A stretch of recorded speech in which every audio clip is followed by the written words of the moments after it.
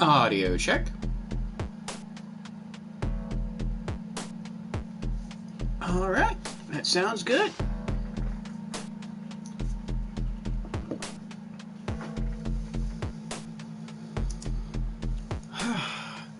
Good afternoon, everyone. Excuse me. And welcome to Tuesday's Retro Reminiscence. I am your host, Lord Orfeo, and today we'll be starting a point-and-click adventure game from ICOM Simulations Inc. called Shadowgate. But first, some standard announcements to allow other viewers the opportunity to join us for the show. As I said earlier, my name is Lord Orfeo. I stream 7 days a week, Monday through Friday, from 3 o'clock in the afternoon to 6 o'clock in the evening, and Saturdays through Sundays from 8 o'clock at night to 11 o'clock at night. 2 things to keep in mind about my stream times. 1, all stream times are for the Eastern US time zone, so please do adjust accordingly. And 2, the end times to each of my streams may be extended. It really just depends upon my personal energy level and the level of enthusiasm for whatever it is that I happen to be streaming that day. Also of importance, do know that I stream something different each and every day of the week. It's typically indie games on Mondays, retro games on Tuesdays, a just chatting stream on Wednesdays, role-playing games on Thursdays, AAA games for Fridays, horror games on Saturdays, and full-motion video games on Sundays. If any of those stream themes are of interest to you, then I hope to see you again during the week. Now, with our announcements out of the way, let us return to the stream of the day. Again, we are here for Retro Reminiscence, a stream day dedicated to retro games. So if that's what you've been looking for, then stick around for what's in store. Today is Shadowgate from ICOM Simulations Inc., named for its setting, Castle Shadowgate, lair of the evil warlock lord. We, the last of a great line of hero kings, are charged with the task of saving the world by defeating this unholy menace, before his attempt to summon the demon behemoth comes to fruition.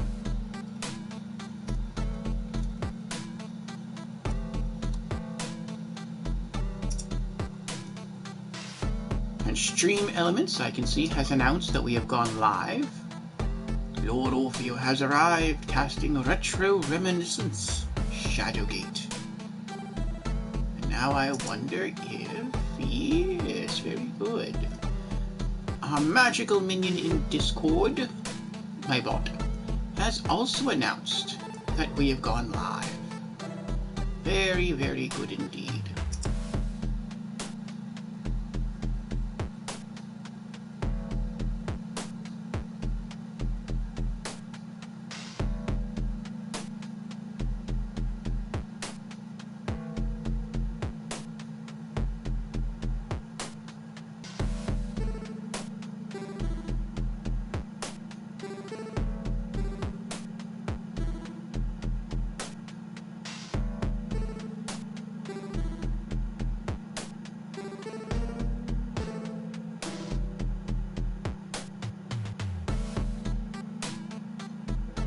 Just a moment.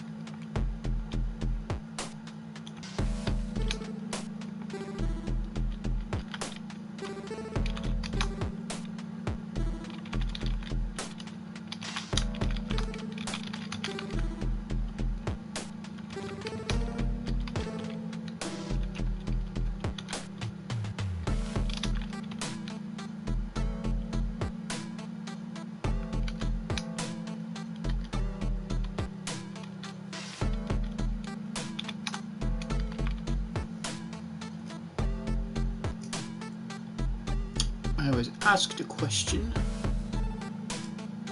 And I'm trying to get the answer out.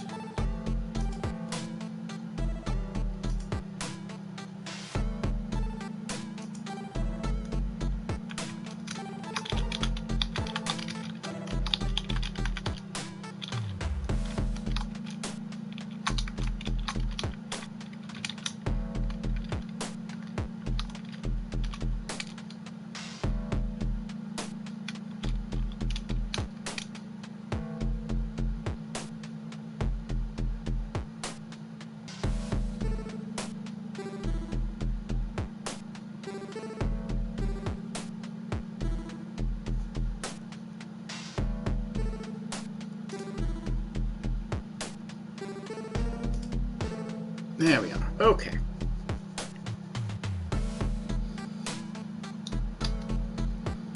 Yes, so, pardon me. As I said previously, Tuesday's Retro Reminiscence are dedicated to retro games. Well, there's a bit of a history with this game first. Excuse me. So this is actually the PlayStation 4 port of what I believe is the Nintendo Entertainment System version.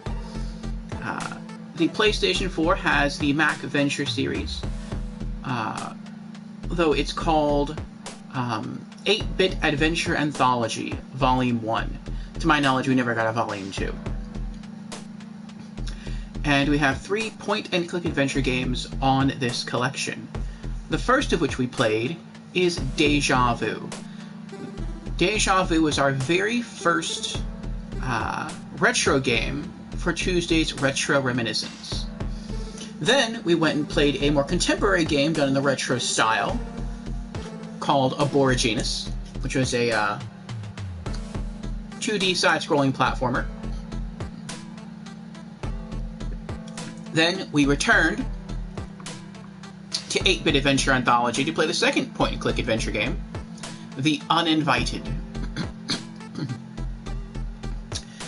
Then we went off to play Duke Nukem 3D 20th Anniversary World Tour. And that took us quite a while. That took us like 2 months, which was very surprising. Excuse me. As most of these retro games have been beating in like a day. Sometimes 2, I think. I think 2? No, actually no, it's been 1 the entire time. Only Duke Nukem took us 2 months. Every other retro game so far has just taken us 1 day. And now we are finally back, having completed Duke Nukem 3D 20th Anniversary World Tour last Tuesday.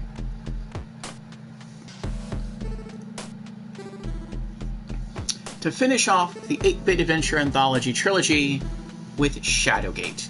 To my knowledge, between the 3 games, Shadowgate came out in the middle. The very first release was Deja Vu, then Shadowgate, and then The Uninvited. But I have read that Shadowgate is the best of the 3, so I wanted to save the best for last. Okay. Now I think similar to the other point-and-click adventure games, we might be able to get through this in a single sitting. And if that's the case, then I already have our next retro adventure planned. And it's actually a fan request. Or I guess you call it a viewer request. Fan of the game? Viewer of the game? Viewer of the channel? I guess both would work. Anyway, we will get to that announcement should we complete Shadowgate today. But, let us launch.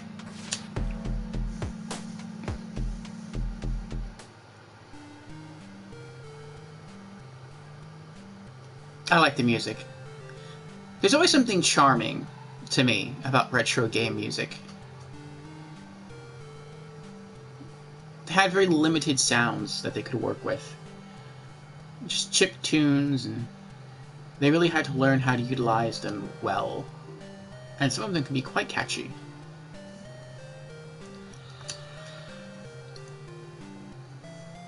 File 1.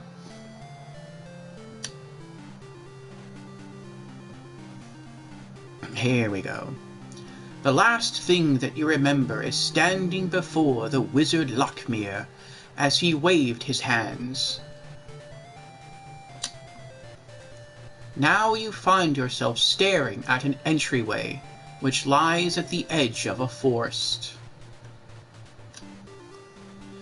The druid's words ring in your ears. Within the castle Shadowgate lies your quest.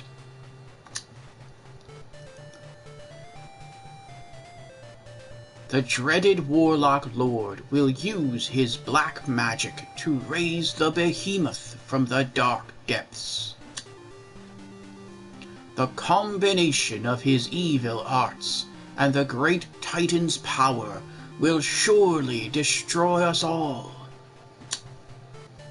You are the last of the line of kings, the seed of prophecy that was foretold eons ago. Only you can stop the evil one from darkening our world forever. Fare thee well. Gritting your teeth, you swear by your god's name that you will destroy the Warlock Lord. Alright.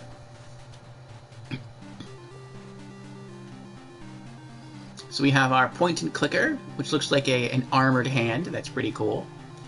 We have our mini map here. As you can see, there's only one square available. That just shows where we can move, so we can only move forward. Relatively, you're always supposed to imagine you're at the very center of the square. We have several commands here. We can look at pretty much anything. We can open, we can close, we can take items, we can use items, we can hit stuff. We can leave, and we can speak. Now, in the previous games, the previous point-and-click adventure games, I think we could only ever leave anything in the entire game once. Across 2 different games, this command only worked once.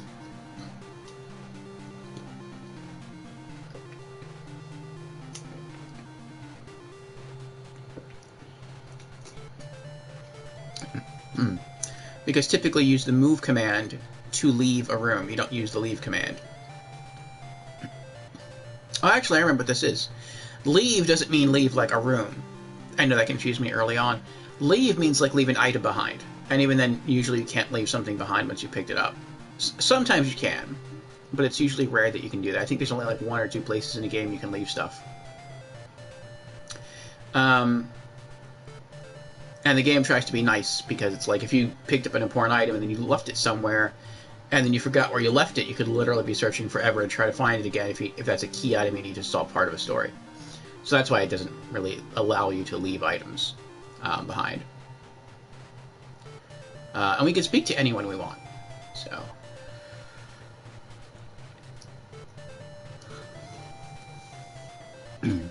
But with the Mac Venture series, you carry the same commands to every game. Even some commands use more than others, but I like how it keeps that same format.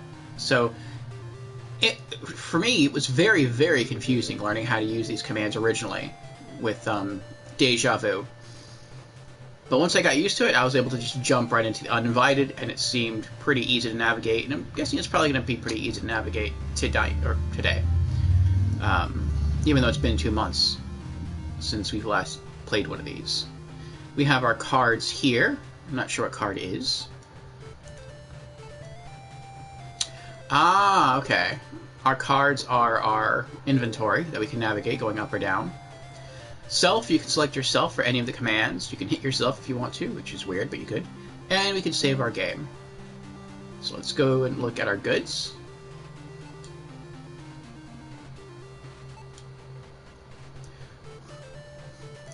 This torch throws dancing shadows about the room. Okay, so it looks like we only have 1 inventory item, which is a torch. We have spells.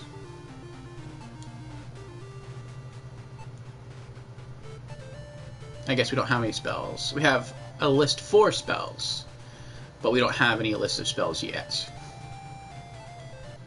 Okay. Let's look at the door. It's a heavy wooden door with iron hinges. Okay. It's a stone wall. You can literally look at anything that you can click, which I think is pretty cool. You seem to be wasting your time. I like that. That's cute. That's nice humor. Okay. Open. The door is open. It's the door leading into the castle Shadowgate. Look. It's the skull of some creature. Its meaning seems quite clear. Death lurks inside.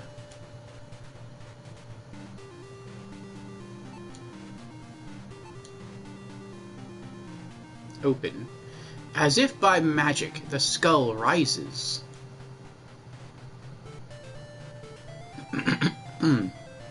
Look. It's a small iron key. Take. The key is in hand.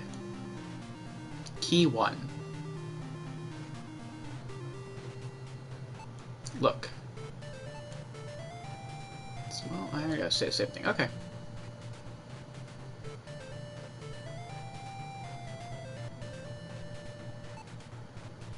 The door is opened. Move. Oh, so even though he went inside, we can walk back out. The pitiful wizard Lockmere was a fool to send a buffoon like you to stop me. You will surely regret it, for the only thing here for you is a horrible death. The sound of maniacal laughter echoes in your ears.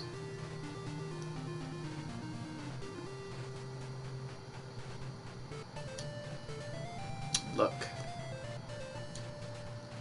This wooden door is reinforced with heavy sheets of steel. What's this? Even though this door is only an inch thick, it is very sturdy.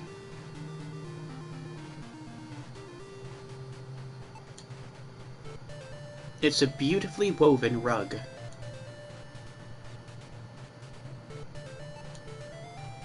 It's a torch. An oil-soaked rag is wrapped around it.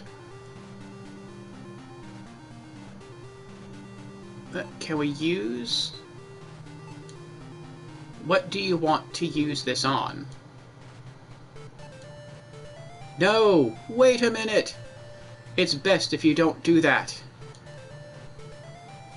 Okay. I was going to use my torch to light the torches in the room to give us some light, but apparently the game doesn't want us to do that. So, okay. Can we take one, then? The torch is in hand. Okay. And what if we take the other one?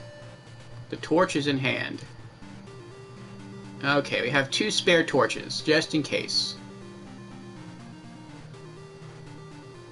Okay. You can't take it. Oh, that's right. I have to select move first for the mini, and then I can do minimap stuff. You have to open the door before you go through it. Oh. Okay, so even though it's to my right, that doesn't mean like off screen to the right. That's actually that door right there. So we can go there or we can go there. I feel like I want to go to this room before I go to that room. It's neat though that we can go back outside if we want to. It's the entrance to Shadowgate. You can hear wolves howling deep in the forest behind you. Ooh, let's go back in then. You stand in a long corridor. Huge stone archways line the entire hall.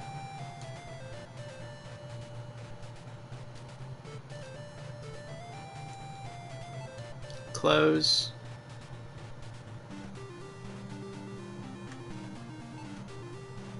The door is closed. Okay. These point and clicks usually are not timed, in the sense that usually the you don't have a certain amount of minutes or hours to beat them, but sometimes you do have a certain number of actions before something bad will happen to you.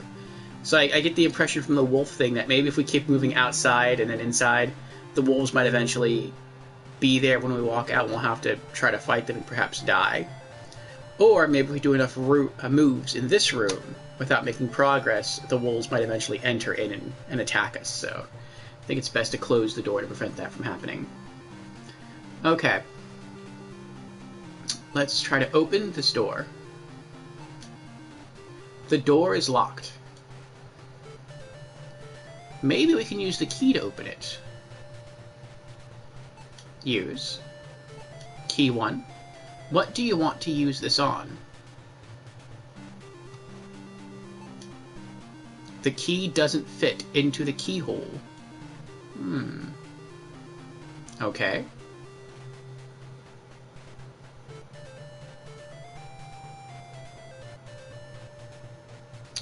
What about... Can we open the other door then? The door is locked. Okay. Use key 1 on the heavy wooden doors. Aha! Click! The key worked! It unlocked the door!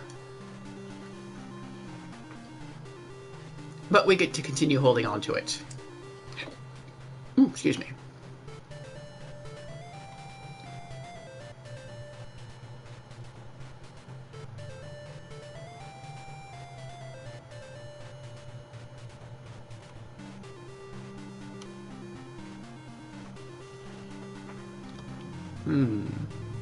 Should we step through it yet?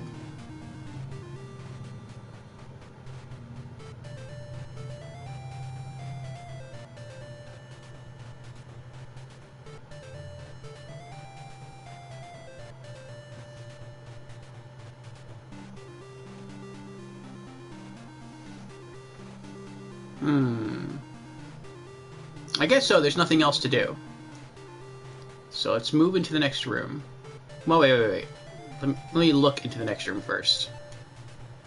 The door is opened. Oh, we can't. Sometimes you can look through an open door into the room beyond and give you some clues about what you might face. Move.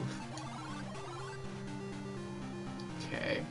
The stone walls seem uncomfortably close as you walk down the stairs. So it's narrowing. Okay. Look. This stone seems to be set loosely in the mortar. Hidden passage, perhaps? What's this? It's a small candle, perfect for reading. There is something out of the ordinary about this torch, but you can't put a finger on it. What about this one? It's a torch. An oil-soaked rag is wrapped around it. Take. The torch is in hand. We've got 3. And one cool thing about these early point-and-click adventure games is that you can pick up pretty much everything. You have, like, infinite inventory space. I don't think it's really infinite, but the game kind of... It's big enough to where you can pick up everything in the game, basically. But not everything you pick up you can use, or there's a point to use. But if you want to, you can collect it, which is kind of cool. The torch is in hand. Interesting. Why did it put it down here? It had a different description from the other torches. So either this is a special torch, or maybe torches can only be in stacks of 3. Unless they're being used. Like my torch. Can I take the candle? Uh-oh. When you remove the book from its pedestal, the floor collapses, and you fall to your death. It's a sad thing that your adventures have ended here. Continue.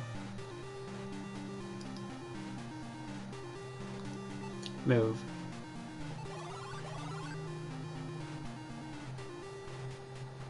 Well, at least we started from, you know, here.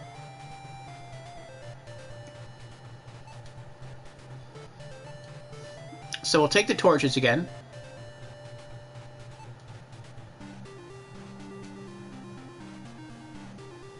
Let's save our game.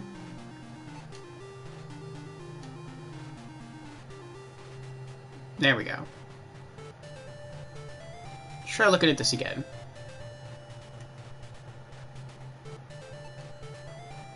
It's an ancient tome. Oh, it's a tome! I didn't click on that before.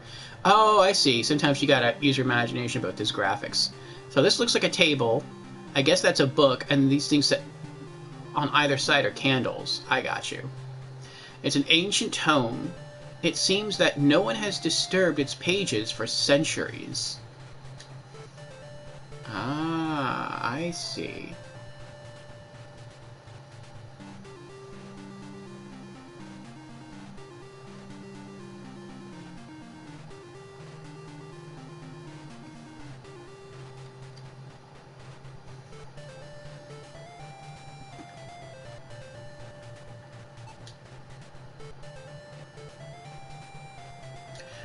I guess that means they want you to read the book here.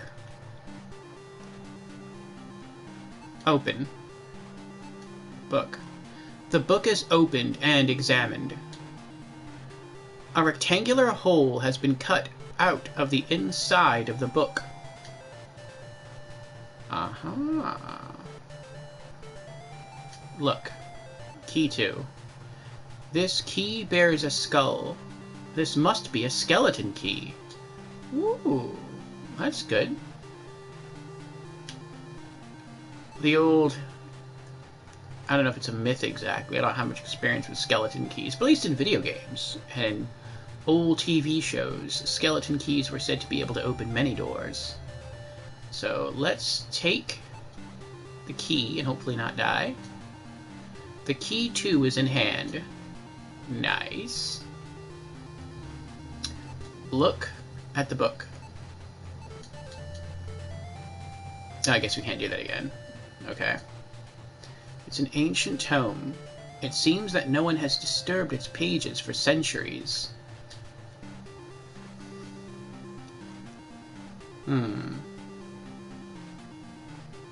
So I guess that was the only point of the book, is just that it had a key between its pages. We can't really read it.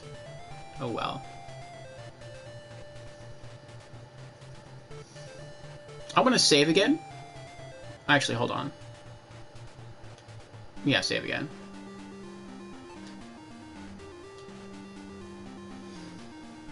Can I take the candles? When you remove the book from its... I didn't remove the book that time!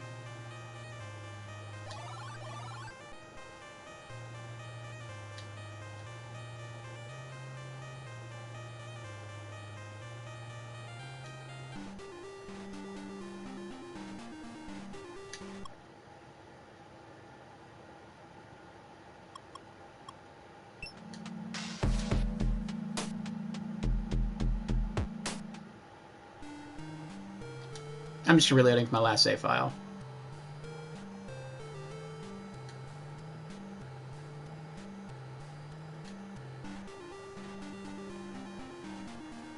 There we go.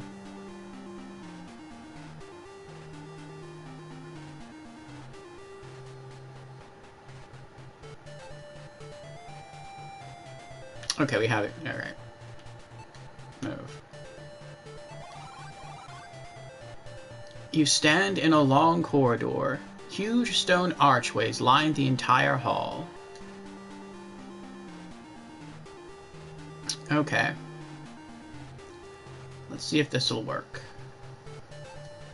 Look. Even though this door is only an inch thick, it is very sturdy. Use. Key 2. What do you want to use this on? Click! The key worked! It unlocked the door. Good, good. Look. The door is opened.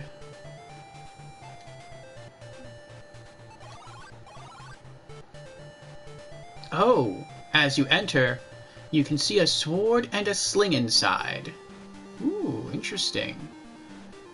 I'm guessing we're going to have to find ammo for this sling, but we get 2 weapons. A melee and a mid-range weapon. Nice. Look. It's a double-edged broadsword. The handle has Druidic script written upon it. It's a small leather sling. This would come in handy for long-range battles.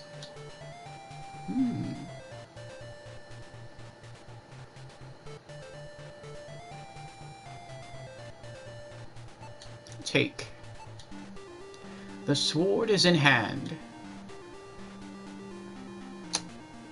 And take. The sling was taken. Uh-oh. The music changed. What happened? Look. A very sturdy shelf rests against the wall.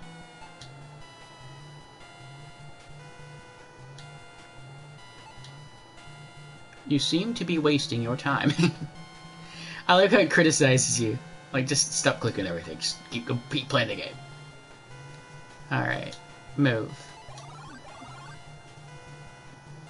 You stand in a long corridor. Huge stone archways line the entire hall.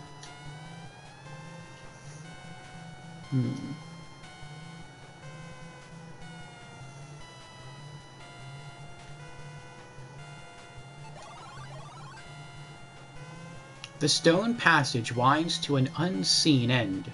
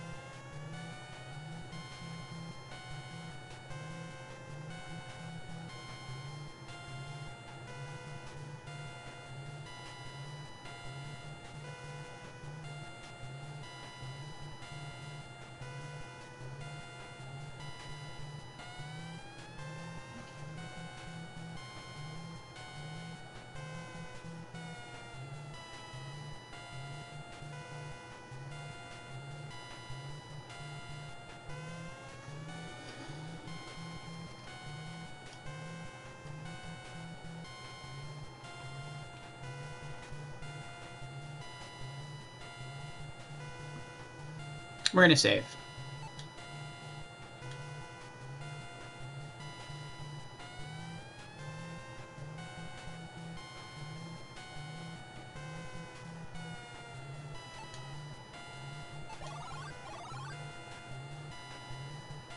The stones in these walls are probably cut by the hands of enslaved mountain dwarves.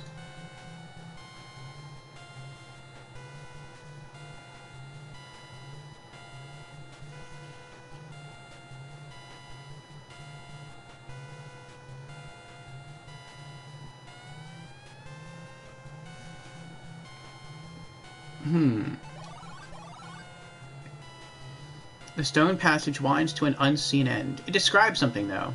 Weird the first time. This stone seems to be set loosely in the mortar.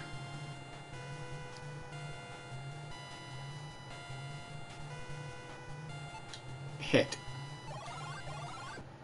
Pow! Ouch! That smarts! Oh, I guess that didn't really do anything. Can I open it then? It won't open. The stone wall, or the stone falls away to reveal a secret passage. So it was that little... Yeah, that was a lighter shade of gray. That's what I was trying to do. Okay. Look. The wall is opened. Move. And to move, you can either click on the squares and the minimap, or you can just click the actual thing itself here. As soon as you enter the room, you see an arrow on the front wall. I don't feel good about this. I feel uneasy. Look. This torch seems to be fastened to the wall with rather modern-looking nails. Your torch goes out with a fizzle. With outstretched arms, you move slowly, looking for a light.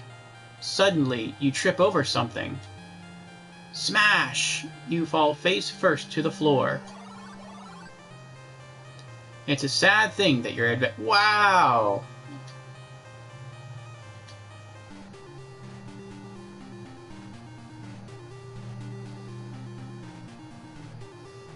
Move.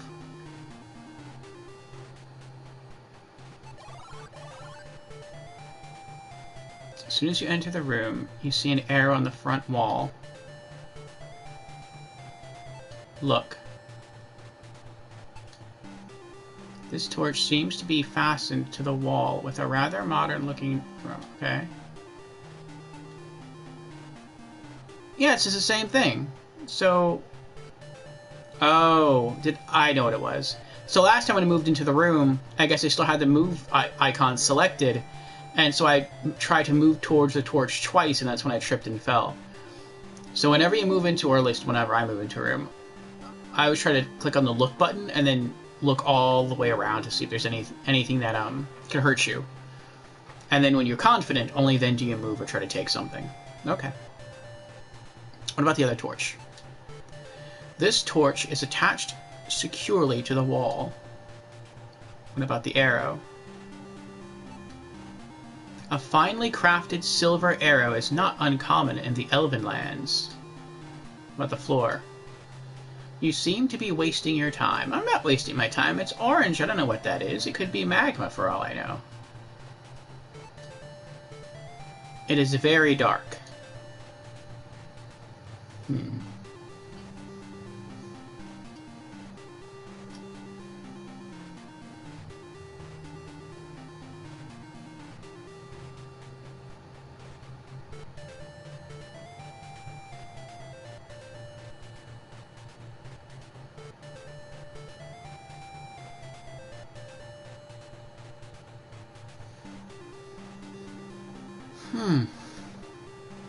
This torch seems to be fastened to the wall with rather modern-looking nails. This torch is attached securely to the wall. Uh-oh. We're getting that weird music again. Maybe we are timed. Maybe if you just stay in any room too long, this music kicks in to let you know, like, hey, death is creeping in on you. Take. The arrow is in hand.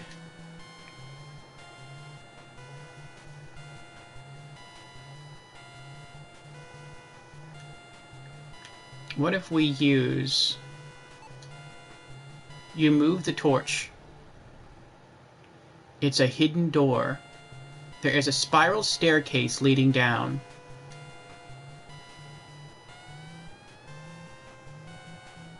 Move.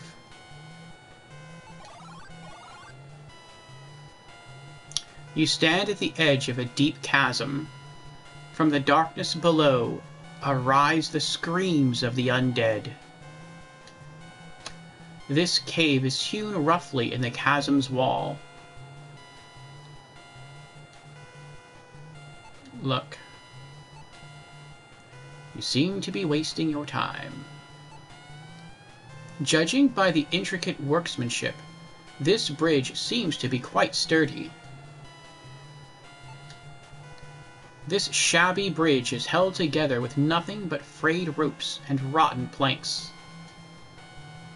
The ropes are indeed in bad condition.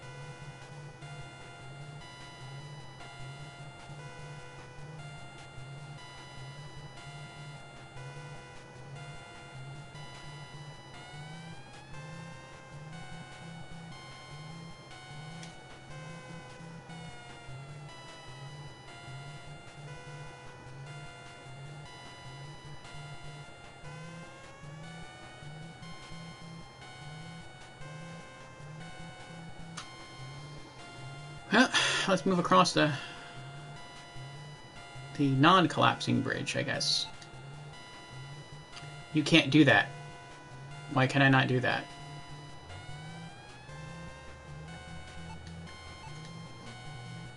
Judging by the intricate workmanship, this bridge seems to be quite sturdy. Your torch goes out with a fizzle.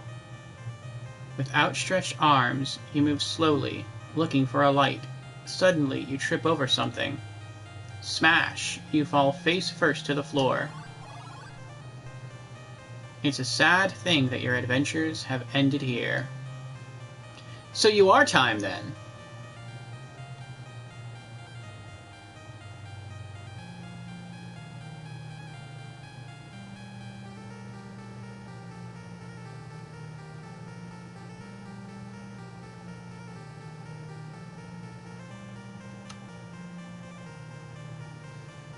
Continue.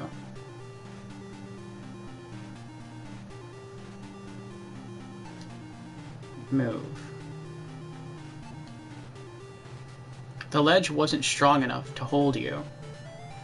You fall to the ground and land hard on your rump. Oh, we try to climb up there this time.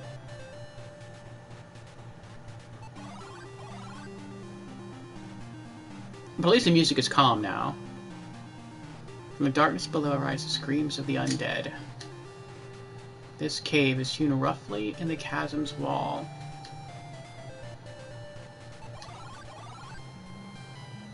What's this?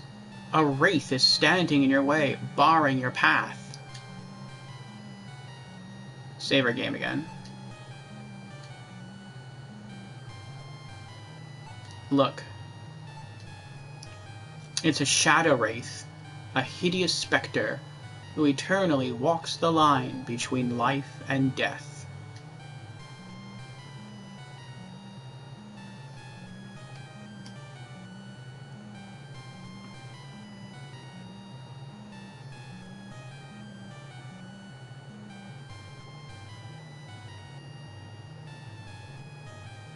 Can I talk to it? Speak. It doesn't seem to understand what you say.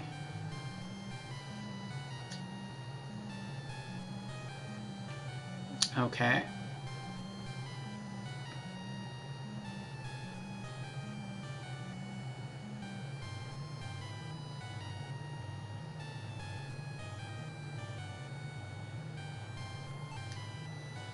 Use. What do you want to use this on? The torch burns with a strange white flame. With a shout, you throw the flaming torch at it. With a blinding flash, the white flame engulfs the undead apparition. When you open your eyes again, the wraith is gone.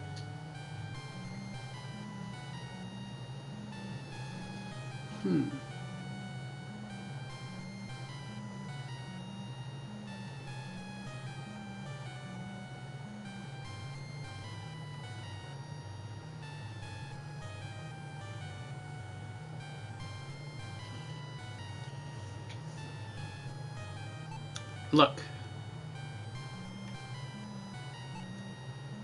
It's a torch. An oil-soaked rag is wrapped around it. We got rid of our special torch. It's a torch. An oil-soaked rag is wrapped around it. Okay. What's that?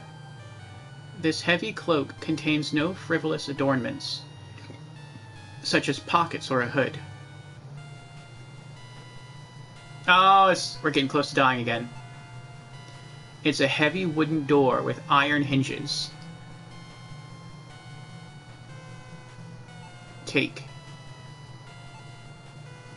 The torch is in hand. Take. The torch is in hand. The cloak is in hand.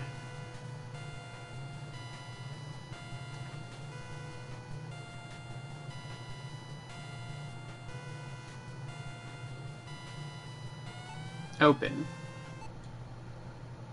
The door is open. Move.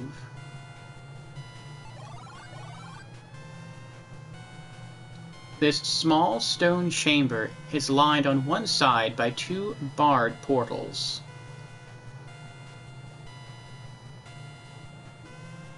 Look. Save.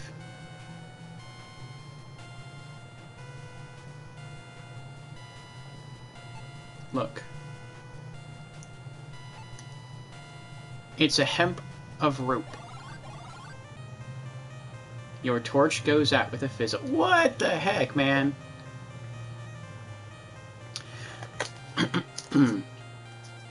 Alright, so I'm a little perturbed here. From what I've heard, this is the best of the 3 games. So far, it's, in my opinion, it's the worst. Because the other games don't really give you a time limit. Deja Vu, you have unlimited time. The only thing that limits you in Deja Vu is when you play it, you, if you want to go between far away locations, like where you need a car, because you use a car to, like taxis to travel around town, you need money. And so if you run out of money at the wrong point in the game, then you are kind of screwed. The game does end. But you can just explore freely everything that's around you. And then with the Uninvited, you have unlimited time throughout the entirety of the game. Unless you pick up a cursed red gem. And then from that point on, the game is timed. But so long as you don't pick up that red gem, you're okay. And it's like, in Shadowgate, it seems like you have to keep making progress, like, one step after the next, after the next. If not, you're just going to die. And I don't know why it's doing that. Like, I don't know why our torch keeps running out. Are we supposed to just keep, like, lighting torch after torch after torch? Is that what that light means? Or that music means? Like, every time you hear that music play, you have to, like, light a different torch?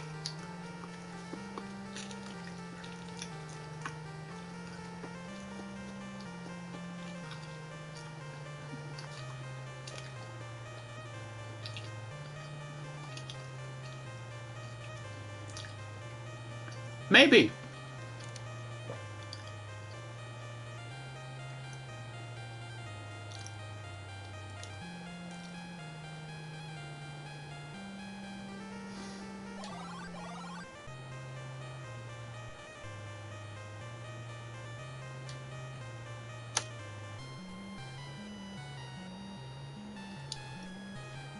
Though it feels like if I just keep doing this, I might just use the original torch throughout the entirety of the game.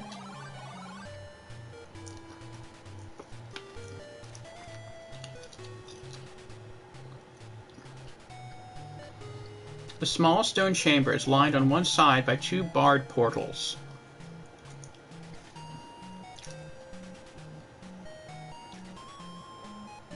Oh, I can use the PlayStation 4's touchpad to move the cursor. That's cool, I like that.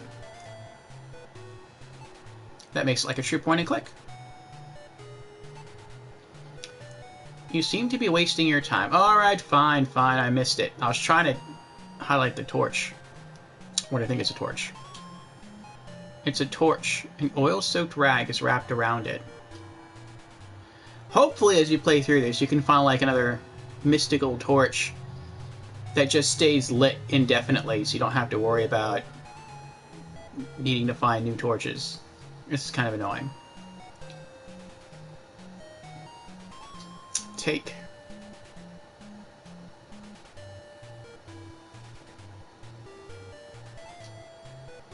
The torch is in hand. And it doesn't really matter what you do. Like, I guess after just a certain number of actions, like a certain number of clicks, then your torch eventually goes out and dies. I guess that's why the game is nice to you in one sense. Like, when you start over, your timer resets. So if for whatever reason, like, you're in a room and you have no other torches in your inventory and you're in your last torch, and there's no torches in the room that you can pick up, then yeah, you're going to be screwed at that point in the game, if that torch music starts kicking in and you don't have any, so you might as well just reset the entire game. And if you're far, I can see that really being annoying. So I guess like if you die because of that and then you have to restart, the game basically resets the clock to give you a chance to find a new torch. So okay, I understand that. I would have not put that mechanic in the game at all because I think it's super annoying. But whatever.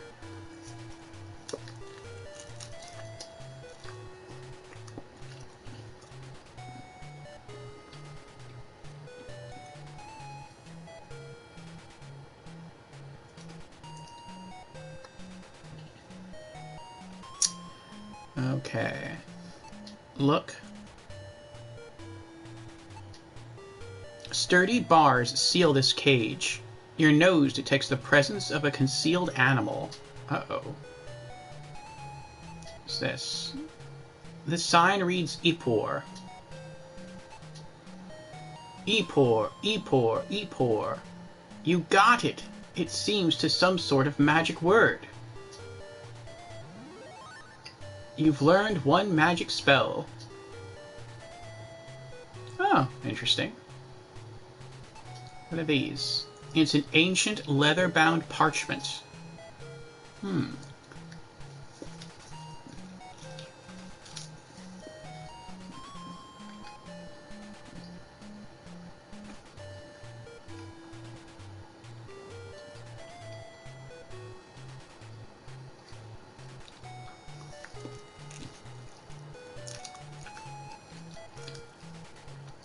It's a small silver bottle.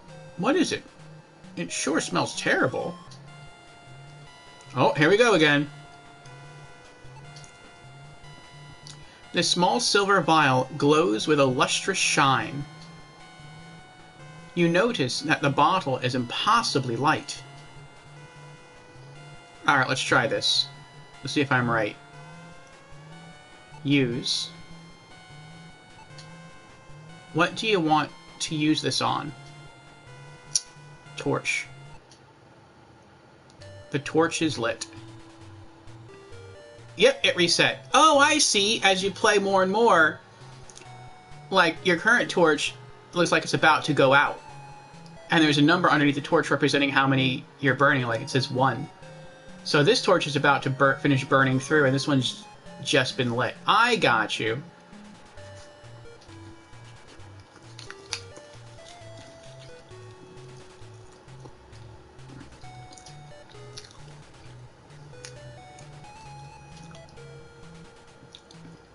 Look. It's a small hole in the ceiling. Okay. Take. The scroll 1 is in hand.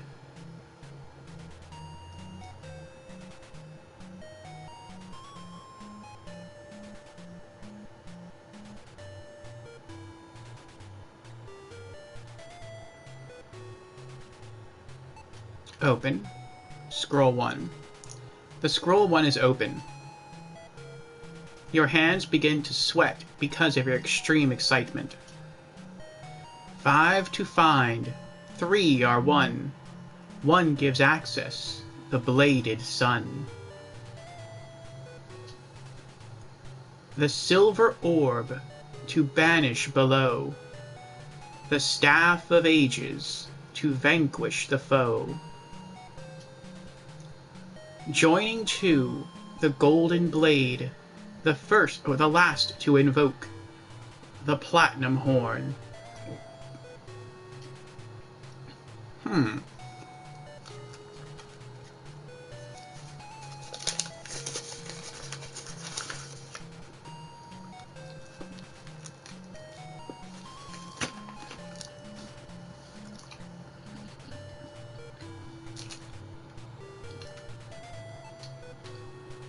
Take. The bottle 1 is in hand.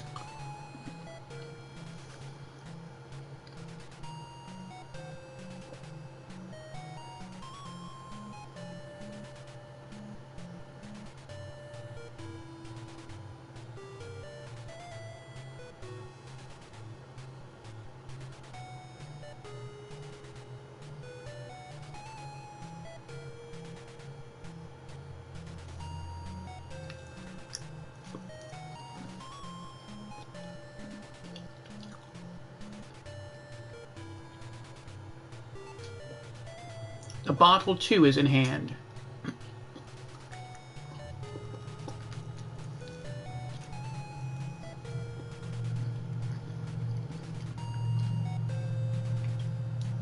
Yep. Torch 1 went out.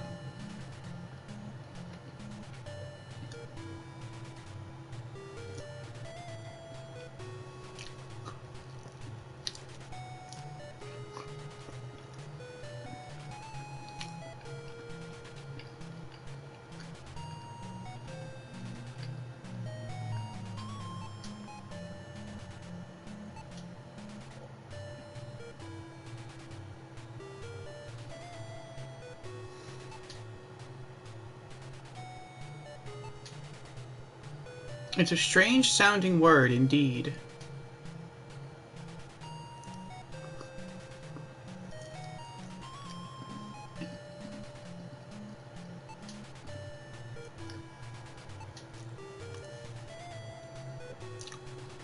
The spell was chanted. Ippor. There are many strange things in this world. When you said the magic spell, the rope moved. Having stretched up to the hole, the rope stops moving. Ooh.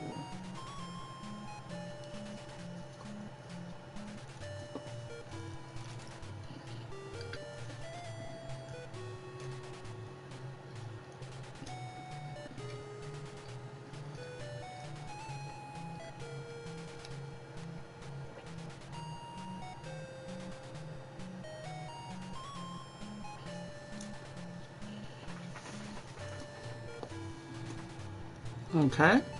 Move.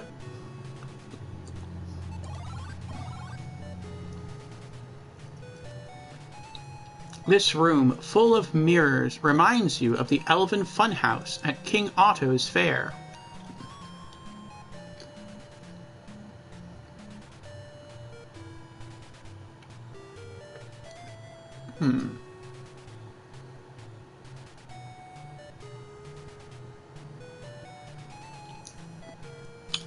Look. I guess that's why there's torches in, like, every room that you go to, or just about every room. It's a torch. An oil-soaked rag is wrapped around it. Okay.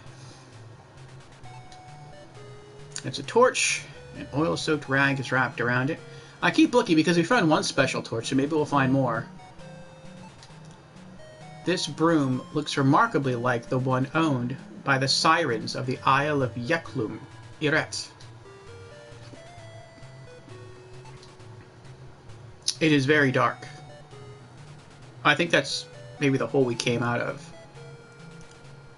I don't want to look in the mirrors yet. I feel like you can't go through a mirror, so maybe looking in one of them might do something, like maybe it'll act as a passageway and we can't come back. So first I want to take some stuff here. So take the torches. The torch is in hand. Good. We're back up to having 6 spare torches. The torch is in hand. Good. We're up to 7.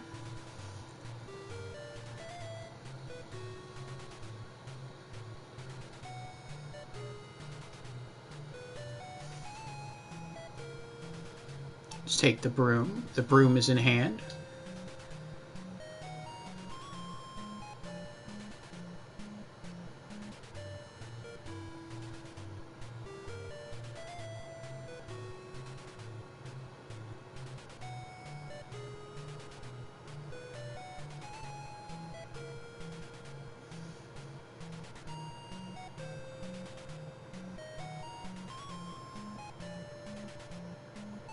Look. The mirror has a carved oak frame. This mirror throws back a fine reflection. The mirror has a carved oak frame. So it sounds like the center mirror is special.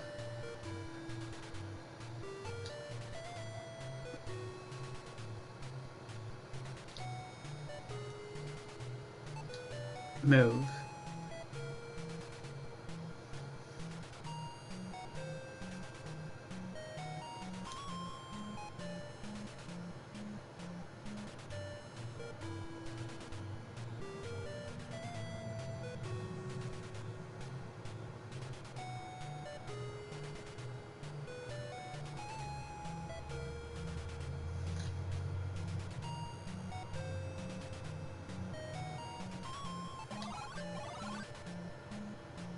You're inside a small room.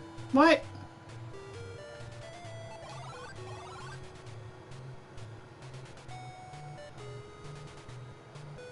So that is the way that I just came from.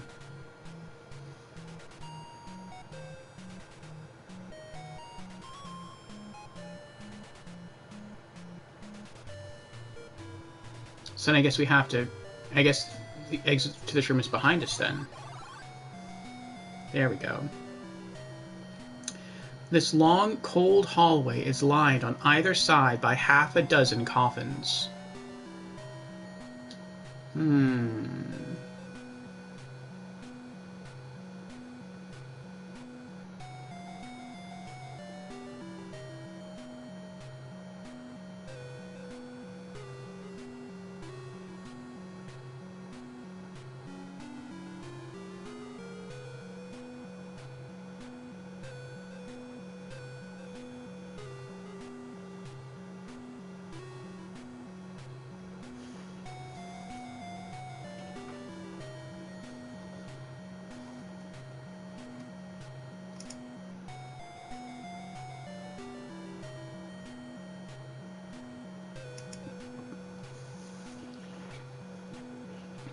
Okay.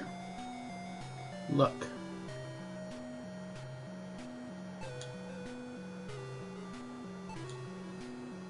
This standing sarcophagus is sealed with a dragon scale cover. Ooh.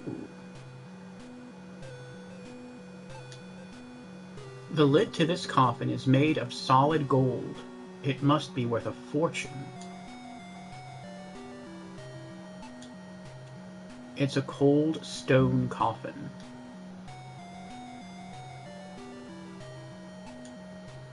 The cold marble coffin lid seals an ancient deathbed.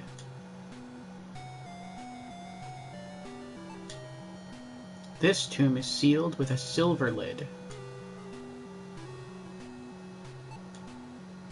The door is opened.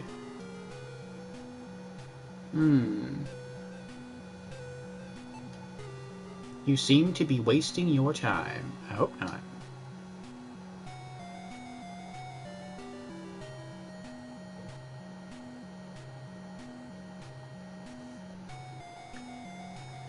Open. The lid of coffin is open. A mummy stands silently before you. Uh-oh.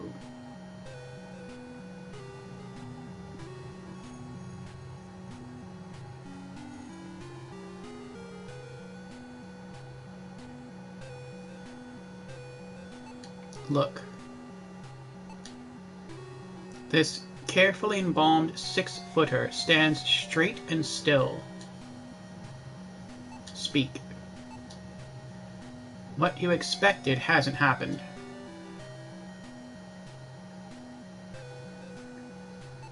Use.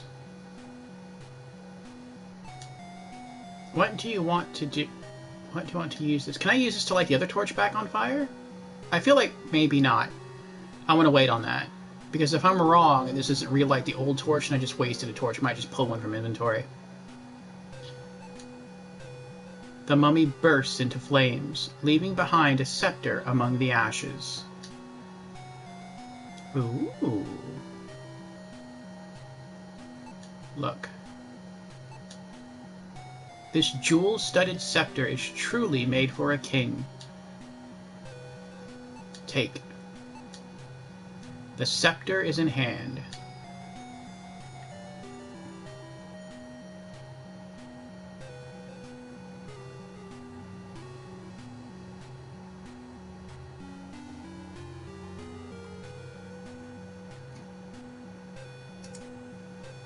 Ah, it's Slayer! And ever we stream on. Yes, yes. How are you doing today, Slayer?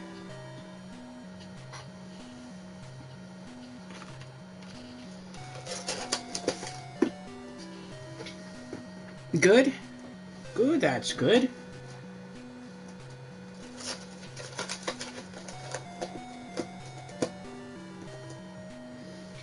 It was nice getting to see you finish Folklore. Started on NNK? What's NNK?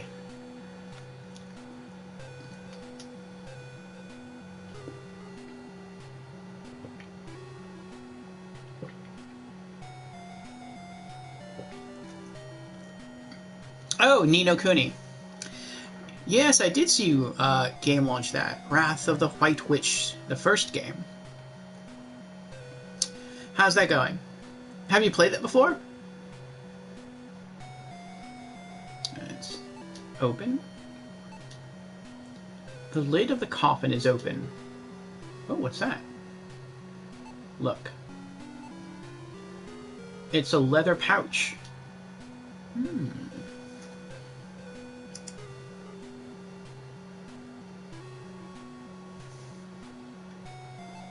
Open. The bag, too, is open.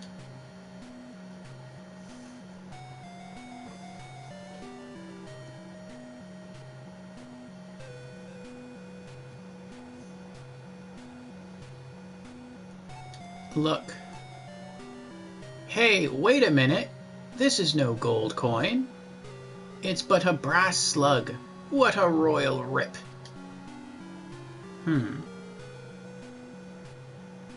Take. The copper coin is in hand. Copper coin is in hand. And the copper coin is in hand. Okay.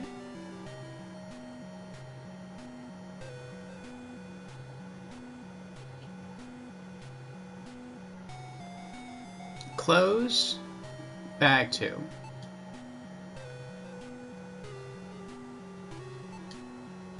The bag, too, is closed.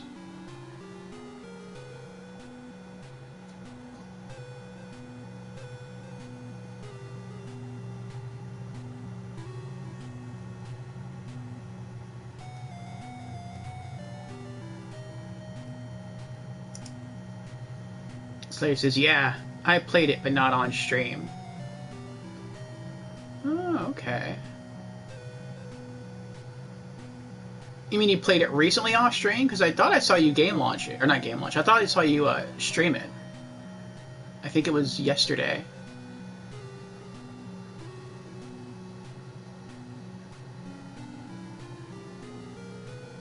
So you're playing it both on and off stream then?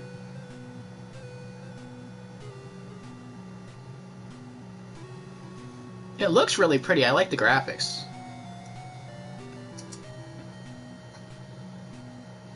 Okay. Let's save. Yes. Now that we've saved, what happens if we open the other coffins? Nothing happened. The lid of coffin is open. Uh-oh. As you open the tomb, a banshee flies out and emits an ear-shattering scream. You're all right, but it is very hard to hear.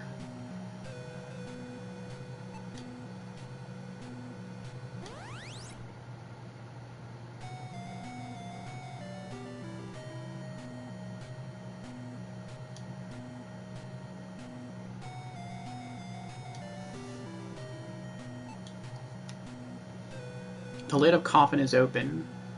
This green slime is quite disgusting.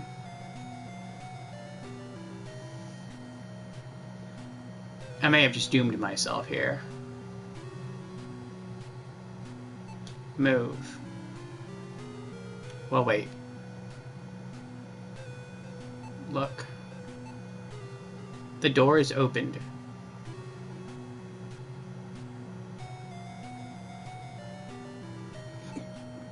Move. You try to pass the slime, but it engulfs your body, dissolving it in seconds.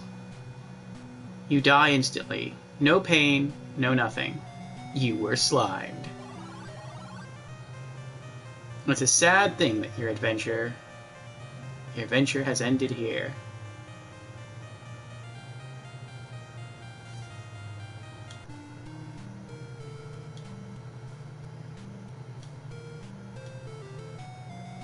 There we go. I saved here, so I can just keep going now. Alright, move. This room is full of No! Oh. I didn't want to move here.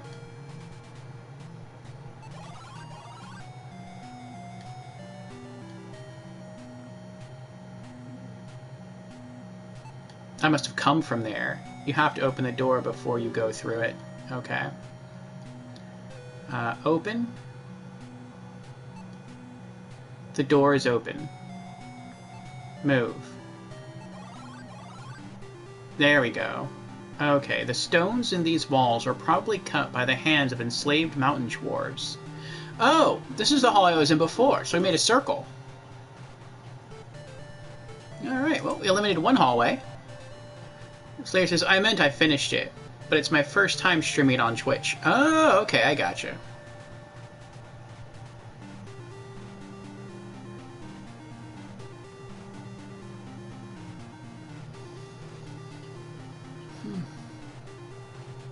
Well, I hope that goes well. It looks like a really long game. I watched another person stream that, and they got to where they thought the end was, and then the game just kept going for what seemed like another, like, 10 to 12 hours. It's kind of funny. But this is Shadowgate. It is a point-and-click adventure. I think originally this was called the Mac Venture series, or it was from the Mac Venture series. So that makes me think it was from the Mac computer systems, the early Mac computer systems. And this was eventually ported to the Nintendo Entertainment System. And so far it's been okay. I don't really like the torches. You can see one lit on the right-hand side. You can only commit to a certain number of actions, and then your torch starts to burn low. And then you have to have another torch in inventory or find one very soon. If not, your torch goes out, and then you trip over in the dark and you die. That's a bit irksome. But other than that, the game's been okay so far.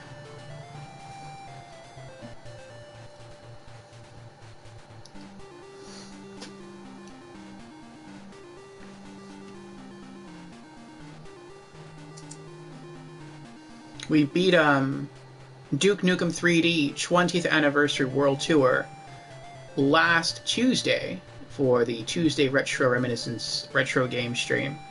And so we're back here to play Shadowgate. And then, should we beat this in a single sitting, which I think we might, we'll be moving on to a viewer-suggested game for next Tuesday. And it's quite different from anything I've ever played.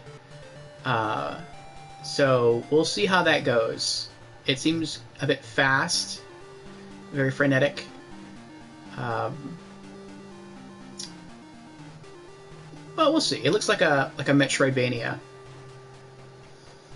Well, Metroidvania might be the wrong term. It looks like a Metroidvania, but I don't think you have to do a lot of backtracking. I think it's just a once through. So it's more of just a standard side-scrolling platformer. But again, we will see.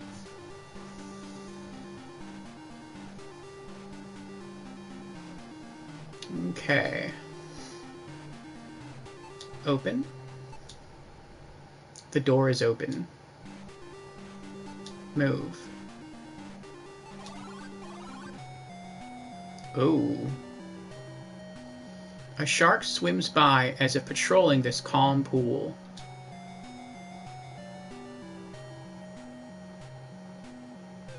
Use.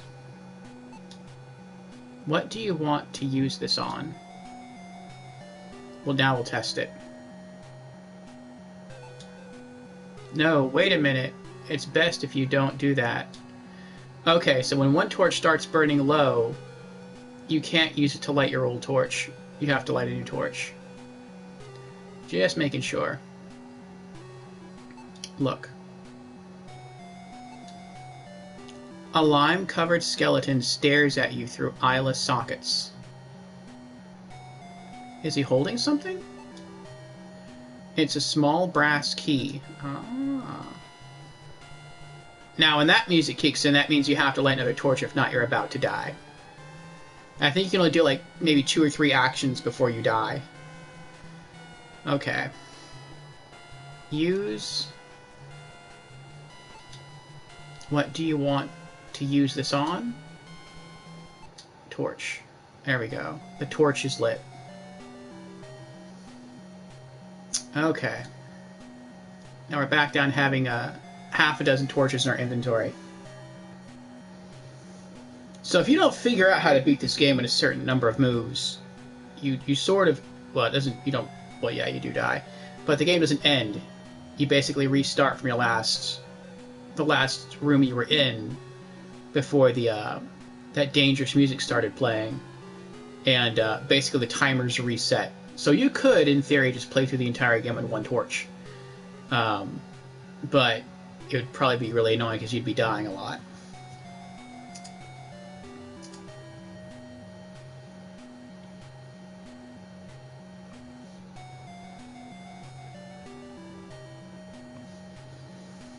Well, we can't get across the shark, so... Look. This metal door shows significant signs of rust. The waters of this subterranean lake are as still as a corpse. You seem to be wasting your time. I wanted to look at the ground. I didn't know if it was sand or stone or not. It looks like a beach. Looks nice. I mean, that'd be kind of cool if you could have your own, like, underground beach in your home. I'd be aware of, like, what's living in the water, you know. But that could be pretty cool. Instead of, you know, a basement pool, you could have a basement beach. Anyway. Open. The door is open. Move.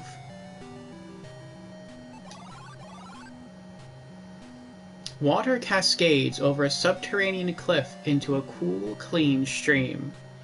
Ooh. Interesting. So can we... It looks like there's a path here that might be blocked by rubble. I wonder if we could kind of kill 2 birds with 1 stone. I wonder if we can dislodge these rocks. And then put them... Like, dam up the water. And that would reveal a path that we can go through. But at the same time, maybe... It would probably cause the pond in the previous room to drain out. The shark wouldn't be able to hurt us, and then we could go get the key.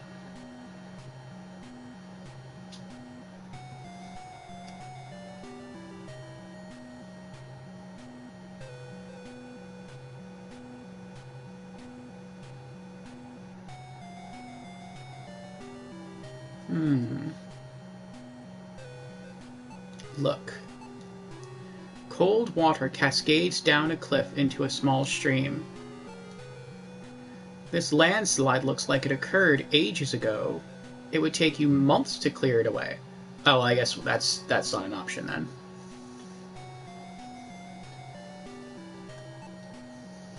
This stone is almost perfectly round. Oh, so is this ammo for our slingshot then? You can't take it. Oh, I think I'm still up too high. There we go. The stone is in hand. Okay. The stone is in hand. So we get 5 stones for our slingshot.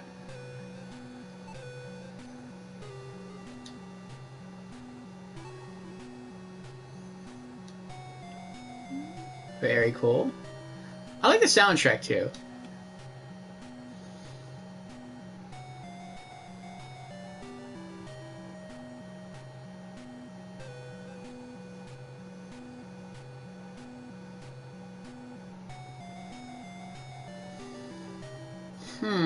Move. The way is blocked by a landslide, and even with your might, you cannot clear yourself a path.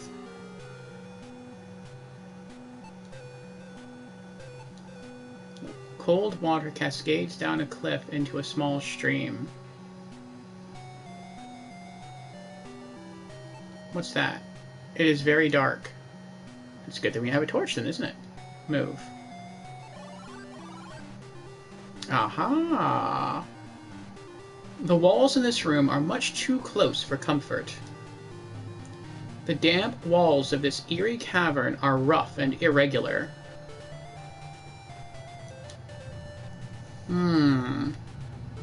Look, what's that? The rock is quite loose. Oh, that's good. I thought that was like a giant bug or spider.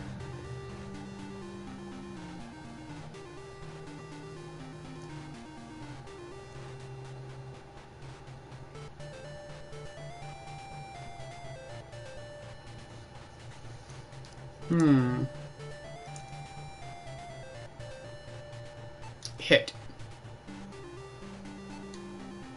You hit the rock as hard as you can. Pow! The loose rock falls down as if hinged to the wall. Look. It's a leather pouch. Open. The bag 1 is open. The bag contains 3 large jewels. Ooh. White, red, and blue gems. Look. White gem. It's a white stone of unknown origin. A fine thing to gamble away in a good card game. Red gem. It's a fine red ruby.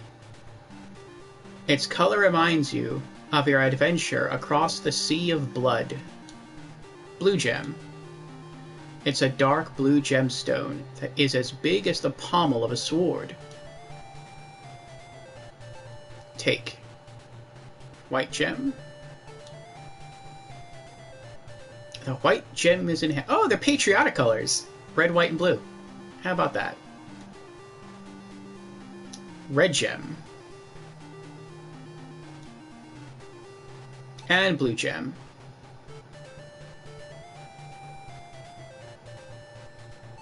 Close. The bag 1 is closed.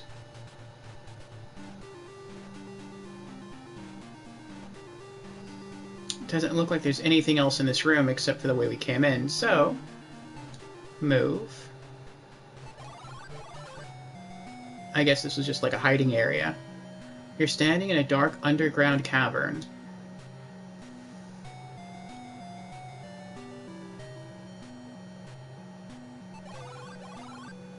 Move. This subterranean cavern has been carved by centuries of supernatural erosion.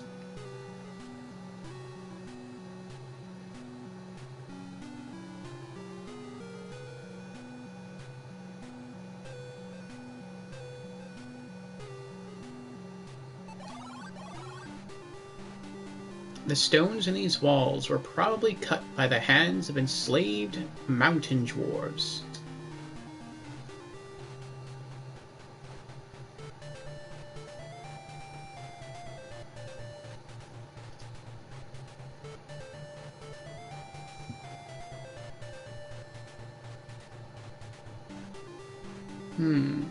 Look. It's a heavy wooden door with iron hinges. Open. The door is open. Move. You enter a cold room. The stench of flesh and decay pervades the small chamber. You begin to shiver. This room is really cold. Look.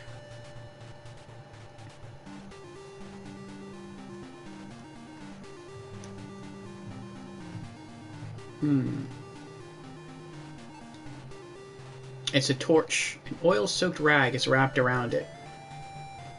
These both normal torches? They are. Okay. Take. Torches in hand.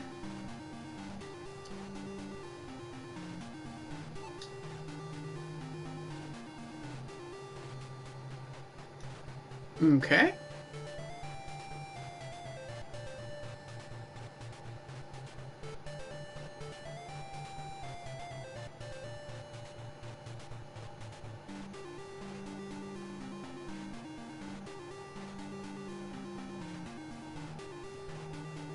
Alright. Look. What else is there around here? It's a finely crafted wooden door. It's a small hole in the wall. Wait, it's a small hole in the wall some 3 inches deep. Okay. It's a large pedestal with iron trim. It's a small trap door made of polished metal. Okay.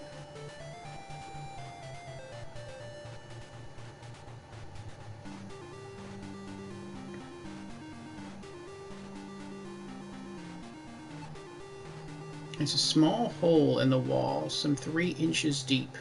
Small hole.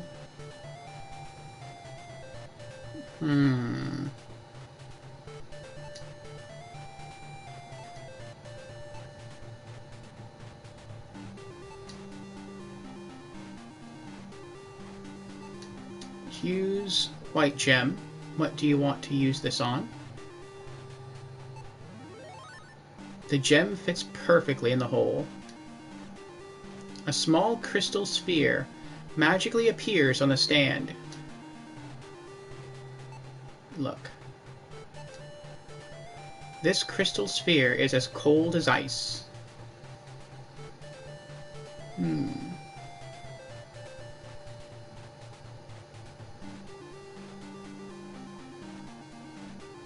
Take. The sphere is in hand. Interesting. So we traded a white crystal for perhaps a magic sphere that could cast an ice spell? An enchanted item?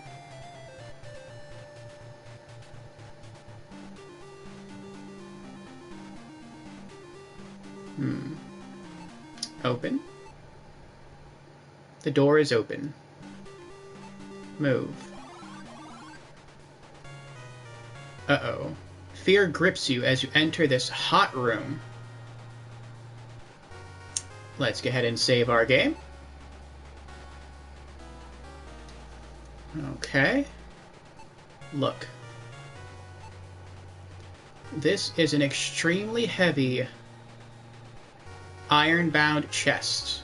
It is securely locked. It's a heavy shield. There are only a few dents on it.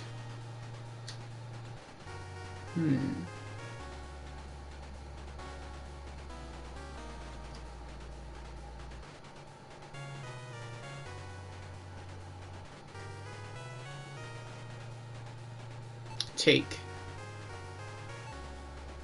The shield is in hand. Oh crap. You raise your shield just in time to block the dragon flame. Oh, that's a dragon down at the end. That's why it's hot in here. It's a lucky thing I picked the shield first. If not, I would have been melted. That's probably what happened to all those other characters right there. Okay.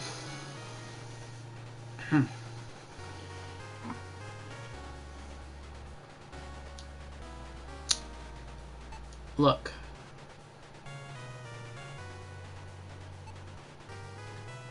This spear is some 7 feet long. The tip seems to be made of finely forged silver. Uh-oh.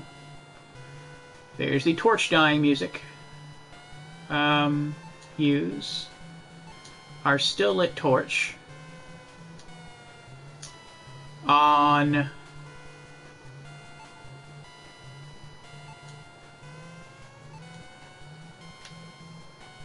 one of our other torches. There we go.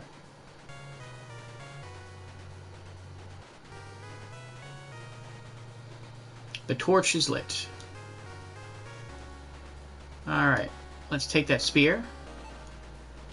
The spear is in hand. Again, flame spews forth. You use the shield for protection. It's getting hot. You don't know how much longer you can stand it. Oh boy. Look.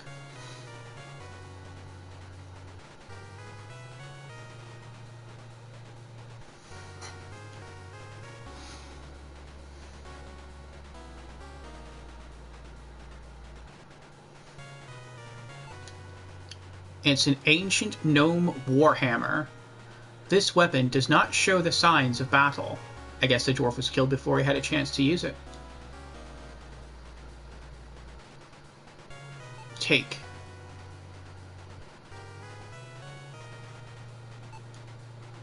The hammer is in hand. Again, flame spews forth. You use the shield for protection. It's getting hot. You don't know how much longer you can stand it.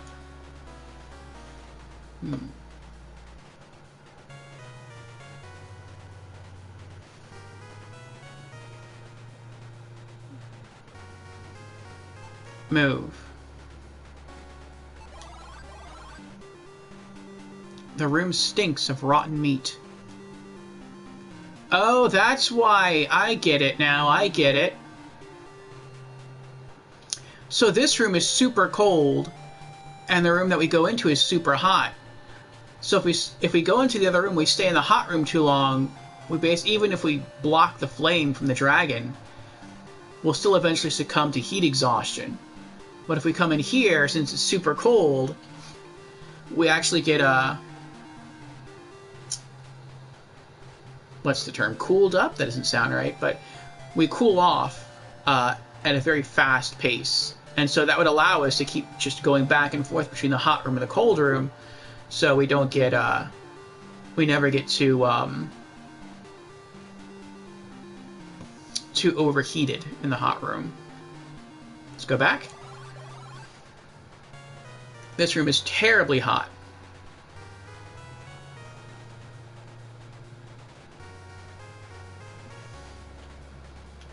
Look. This seems to be a helmet of the sort commonly worn by hobgoblins. Take. The helmet is in hand. Again, flame spews forth. You use the shield for protection. It's getting hot. You don't know how much longer you can stand it.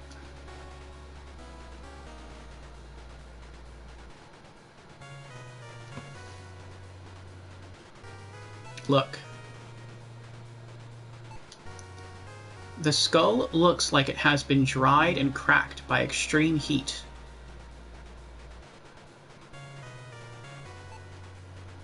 It seems to be the skull of some unfortunate individual. This bone has been picked clean. Is that gold? This pile of gold is worth a king's ransom. The pieces have been melted together. Wait, is that a torch? It's a torch. An oil-soaked rag is wrapped around it. Ooh.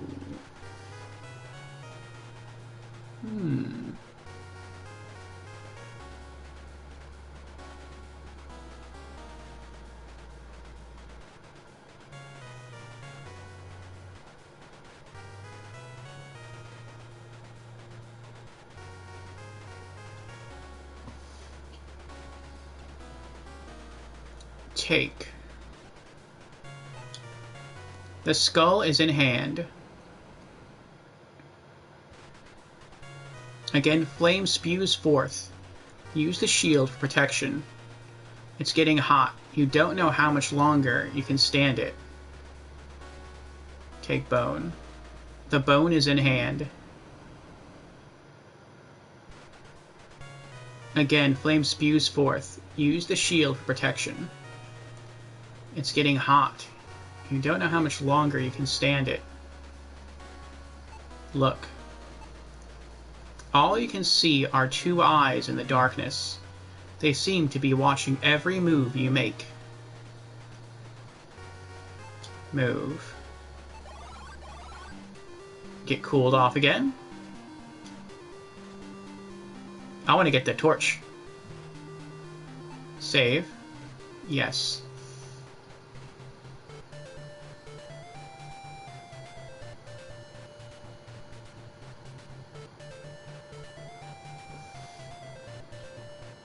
I don't think we're gonna... Well, no, we can't get the gold. Because it's been melted together, so we'd have to remove it all at the same time.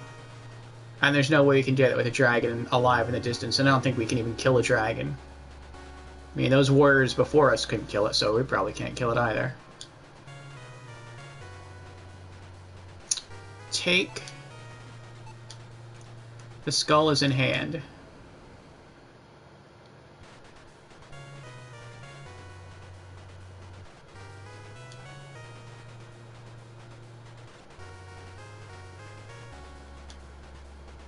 Take the torch.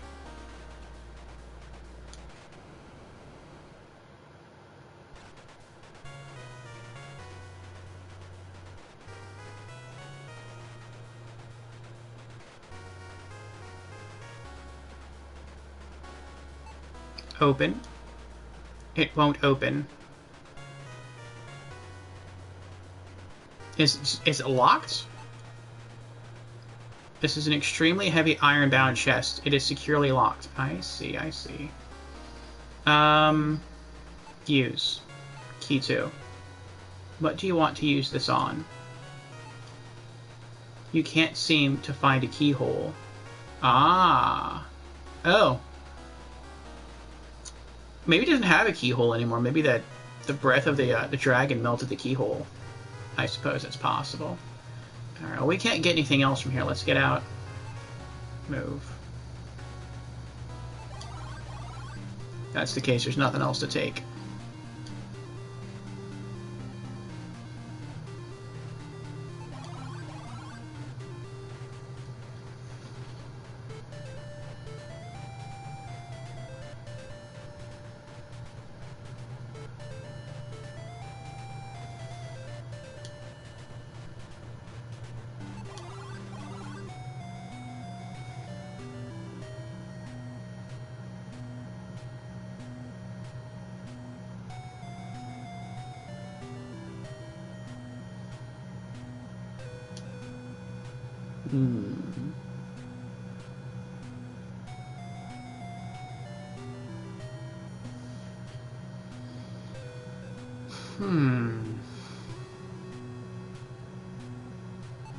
Use.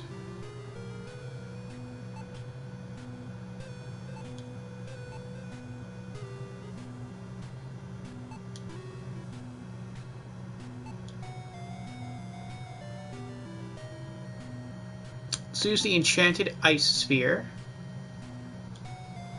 on the water.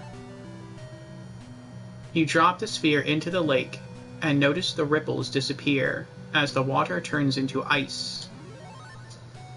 Aha! Now the shark can't come kill us.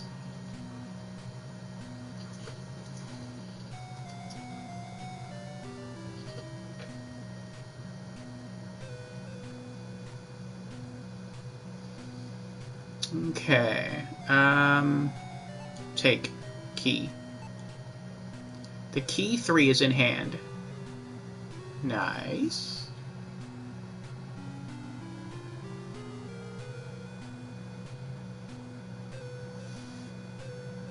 Now, use torch. Ice. You put the burning torch close to it. The torch melts away the ice over the sphere, allowing it to float to the surface. Not surprisingly, the lake quickly refreezes.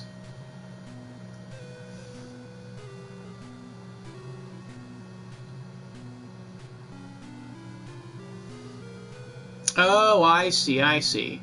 So we dropped the sphere in the water, it sunk to the bottom, the lake froze.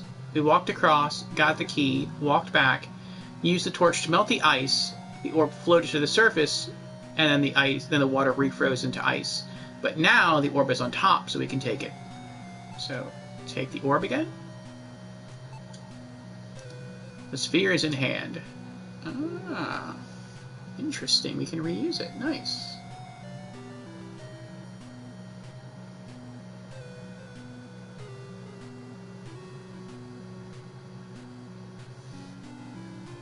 Okay, move.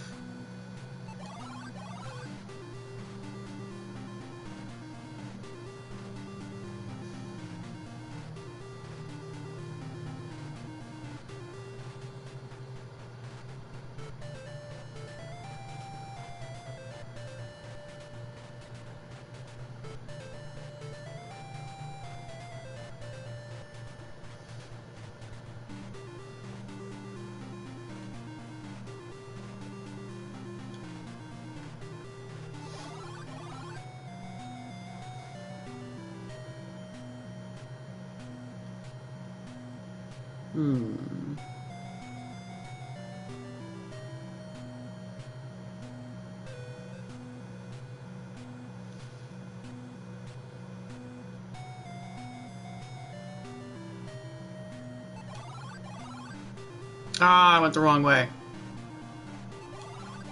I got turned around.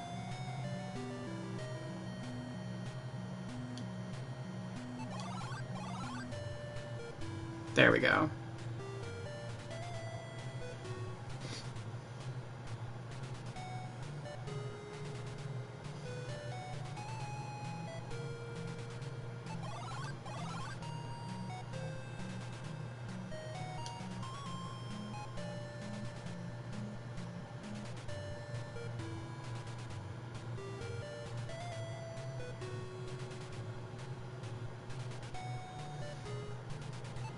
Look. It seems that this part of the wall doesn't quite fit.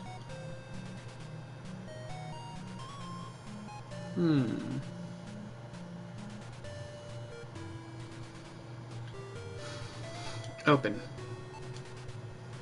You feel the ground shake as the rock moves slowly aside to reveal a passageway.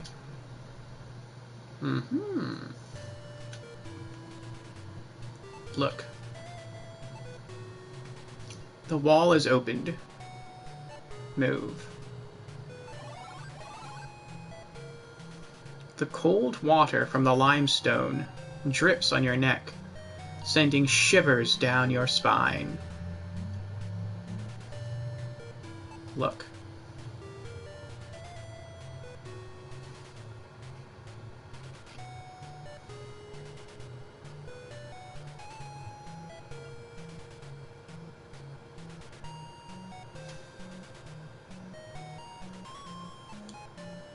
It's a stone wall. This is a concave polygon. It seems to have been carefully carved into the stone. The wall is opened. Okay, so that's... Oh! So this is one... It only has one entrance. I gotcha. So that's where we just came from. Okay.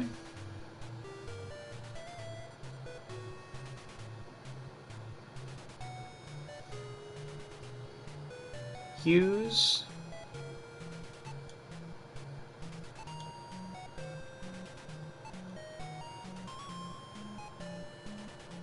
Oh, I'm not... Okay. I guess I'm as high up as I can go in my inventory. There we go. Blue gem.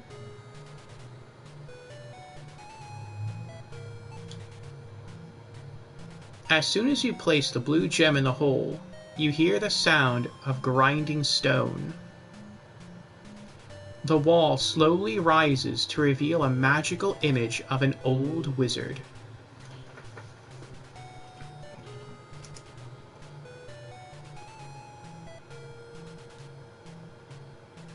Listen, warrior.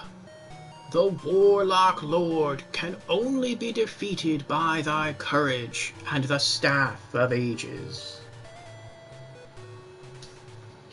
Remember, 5 to find, 3 for the staff, 1 to be the key, and 1 to be thy pathway. Have thy wits about thee, warrior. Fare thee well. The wall slides back into place, hiding the image from your sight. A scroll appears. Ooh. Look. It's an ancient leather-bound parchment.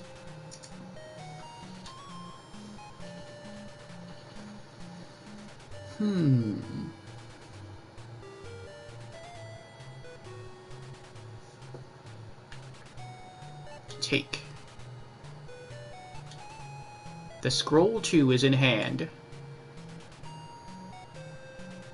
Open. The scroll too is opened. You've read the scroll. Okay, I was about to say, like, what did it say? The scroll reads, as the shadow of the wind, thou shalt be. Humana! Oh. Does that mean we now have insurance?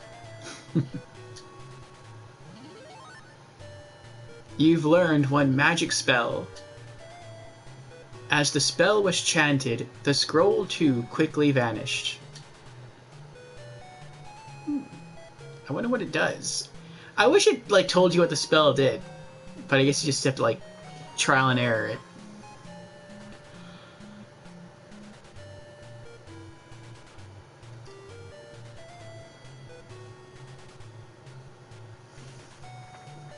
Okay. Move. You're inside a small room. Climb back up the rope. This room, full of mirrors, reminds you of the Elven Funhouse at King Otto's Fair.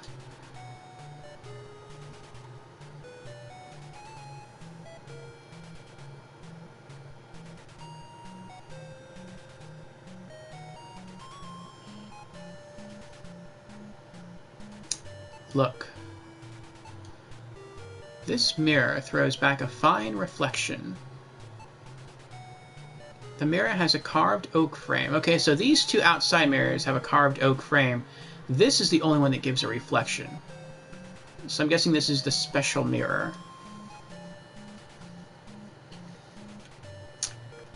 Use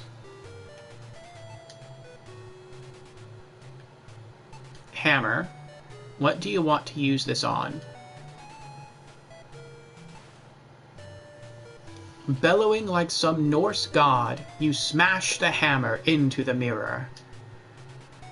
You shatter the mirror, revealing an iron door. Look. A solid iron door lies beyond the broken edges of the mirror.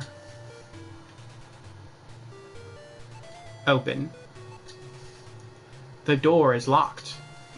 Ah. Uh-oh. Our torch is running out again. Use torch. What do you want to use this on?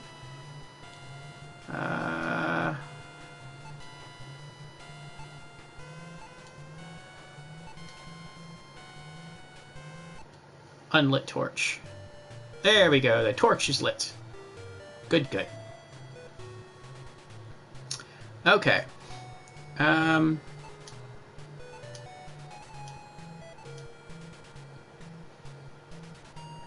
Use key 3. What do you want to use this on? Did I click it? Oh, there you go. Click! The key worked! It unlocked the door. Move. Whoa. This room is incredibly hot. This must be what the lower levels of Gehenna are like. The heat is unbearable, and you have to turn back.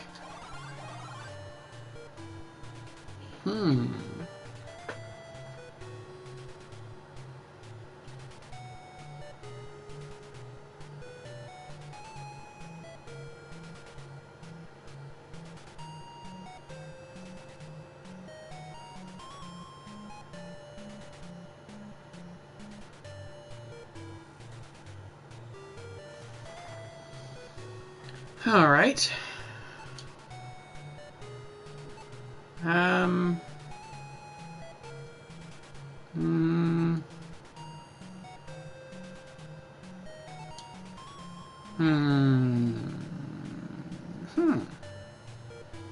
Look. This heavy cloak contains no frivolous adornments, such as pockets or a hood. Use. Cloak. What do you want to use this on? Self. You try on the cloak and find it very unbecoming. It barely fits over your armor. I think the clue with the cloak is when you first saw it hanging up, it was blue. Like sky blue or water blue. So, probably has a cooling effect. Let's try this again. Move. It's so hot, you begin to sweat profusely. Ah. But we're not forced out. Look. This tireless fire burns with such heat that this room seems to be in the belly of hell itself.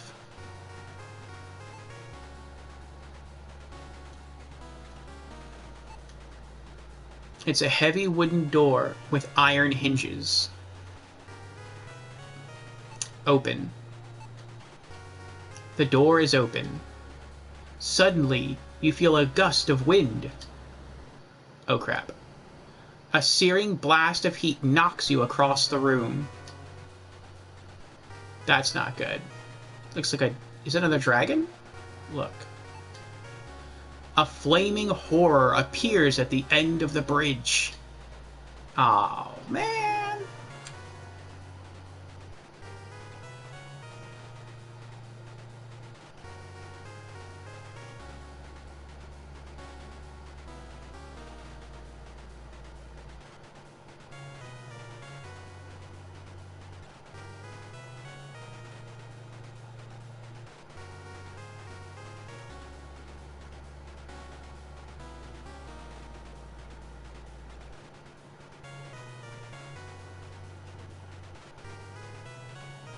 Well, now what am I supposed to do?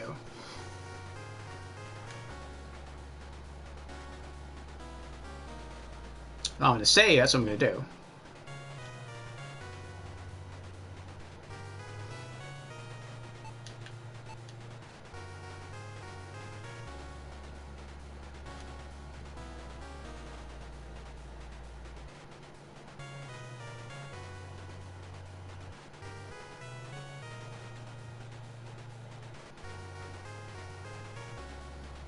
If it's flaming, that makes me think I need to, like, do something ice-based. I can't just go past it, right? Move. Nope. The fire drake screams triumphantly and gives you an eternal sunburn. It's a sad thing that your adventure...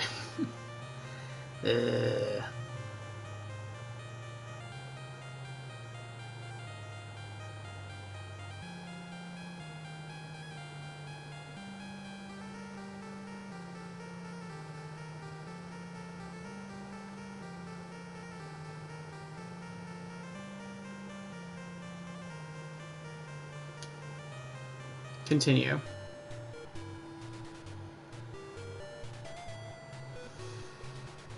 Okay, move.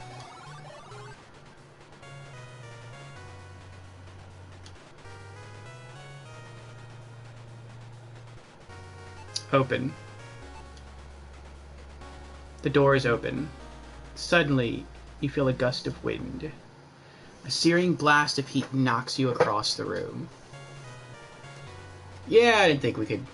I was hoping we'd just, like, run past them, but I guess not.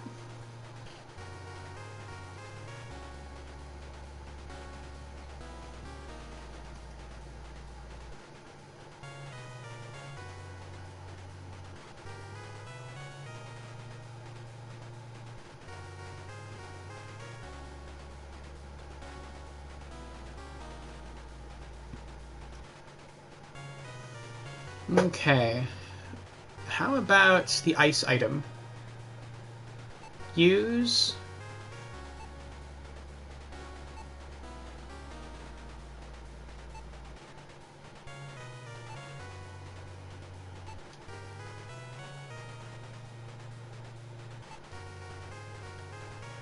Sphere.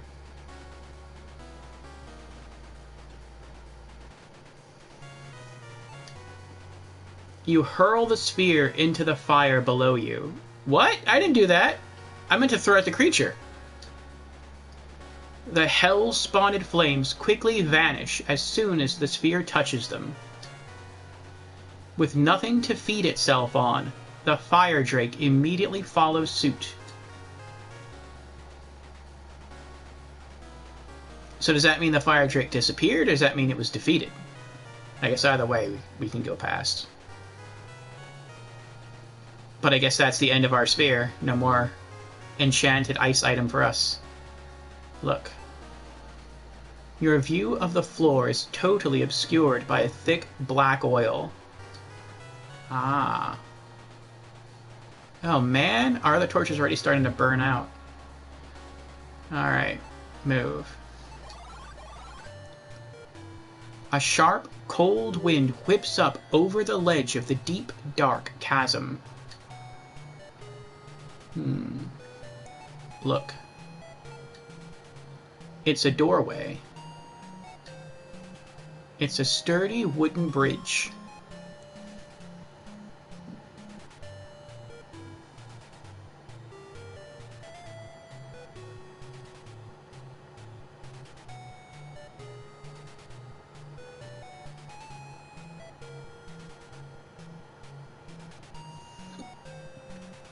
Move.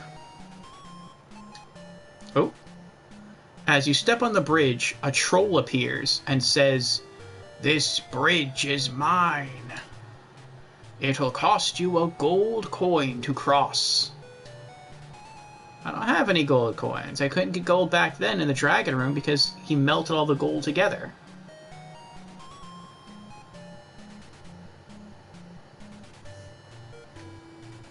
Speak. The troll says with a strained face, "I've nothing to say to you. Go away." That's not very polite. Alright then. Use...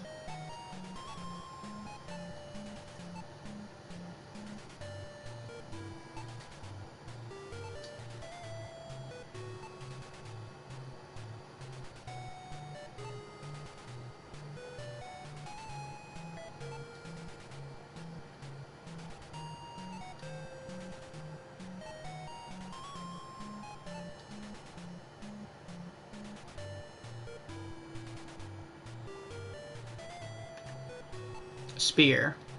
What do you want to use this on? The troll falls silently into the dark cavern. You listen, but you do not hear him crash.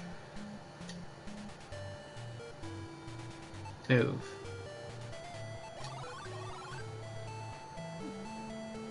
The moon casts a brilliant shadow over the grounds of the courtyard. I could have just owed you a gold coin. If I would have found any treasure, I could have come back and paid you, but you didn't want to talk. Sorry. I had to do it.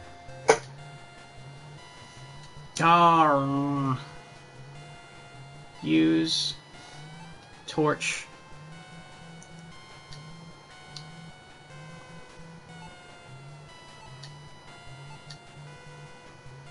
Light. The torch is lit. It took me like 3 deaths to figure out the whole torch system. Okay. Look. The Cyclops stands before you, ready for battle.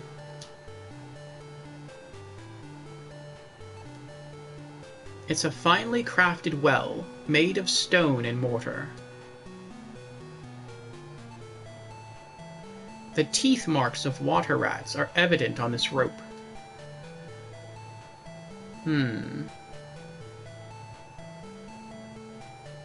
Must we fight?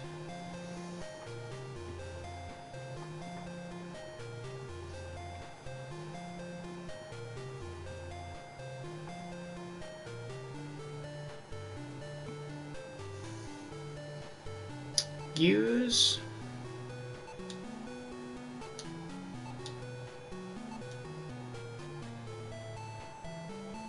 stone. What do you want to use this on?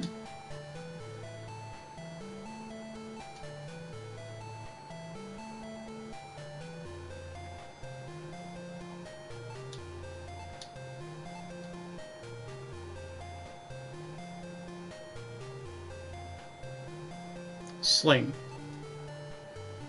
You've put the small stone in the sling.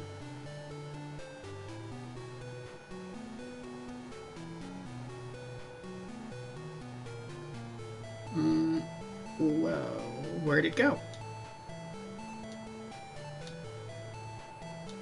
Where'd my sling go?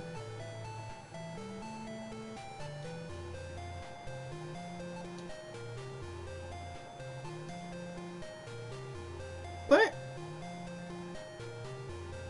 Helmet, skull, bone, skull, key 3. Stones, red gem, shield, hammer. Bottles 1 and 2. Broom. Scepter. Copper coins. Key 1. Torches. Key 2. Sword. There it is. Sling. What do you want to use this on? Cyclops. As soon as you start twirling the sling, a magical influence takes over your body. You cry out, "Death to the Philistine!" Oh, interesting. And release the stone. Bullseye. That was cool. So it was like like an enchanted sling of Samson that killed the Goliath. That is neat.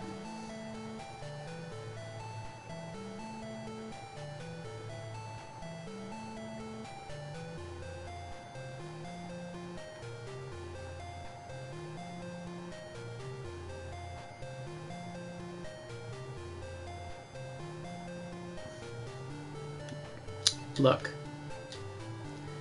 You can almost see the stars revolving around the Cyclops' head.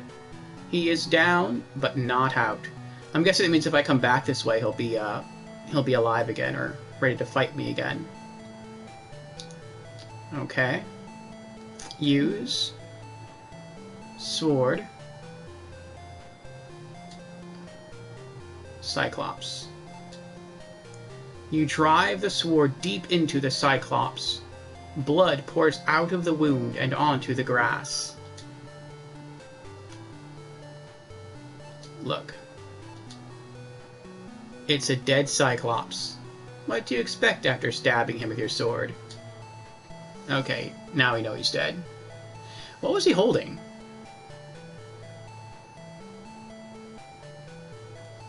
Can we take this axe, it looks like? It's a dead Cyclops. Okay, I guess we can't do that then. But that's what Samson did to Goliath after he conked him on the head with the sling. He took his, he used the sword to finish him off.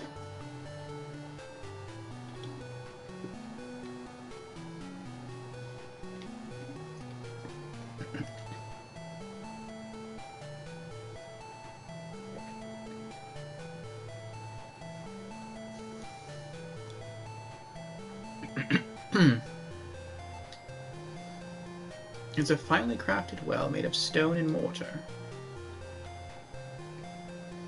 Use. The crank turns rather easily. At the end of the rope there is a small bucket. Look. This small bucket is used to fetch water from the depths.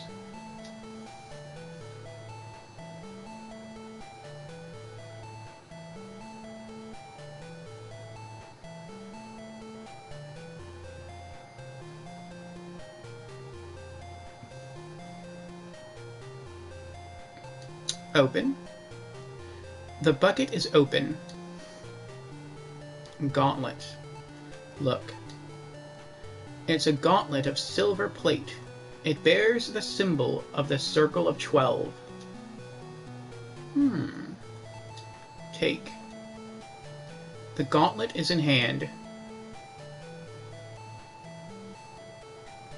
Close. The bucket is closed.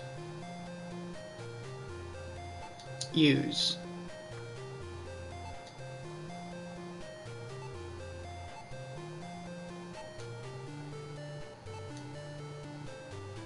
Gauntlet. Self. You place the gauntlet on your hand. It feels like it was made just for you.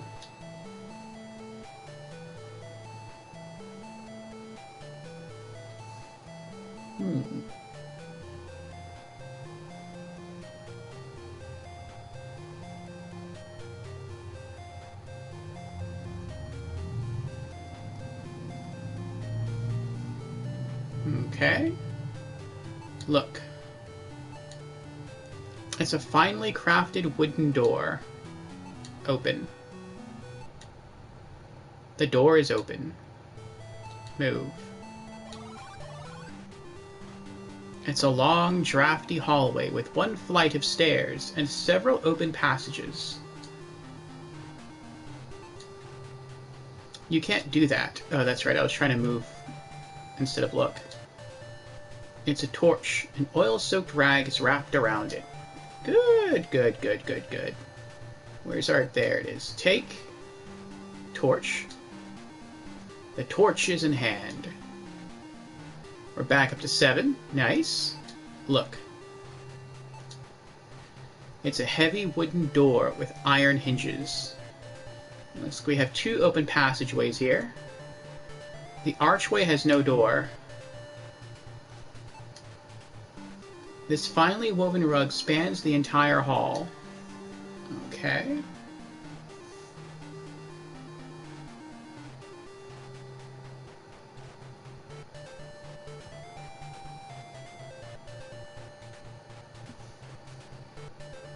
Move.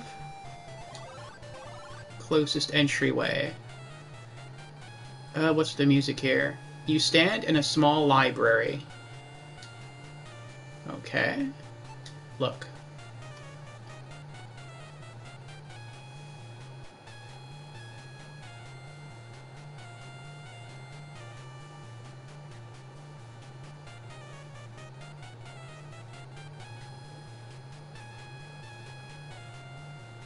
Let's save. We haven't saved in a while.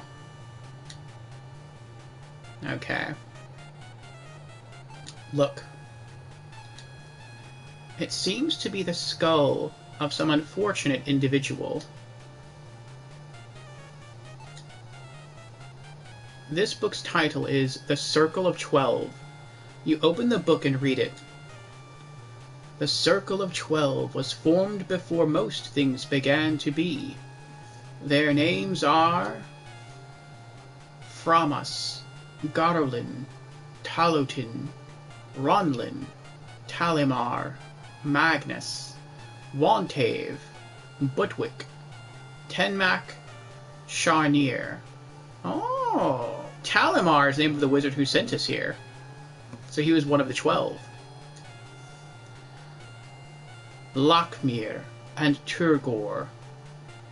Oh, Lochmere was the, he's the warlock lord who we were trying to kill, so he was also one of the 12. Interesting. The circle was broken when Talimar took a new name. The Warlock Lord. Interesting.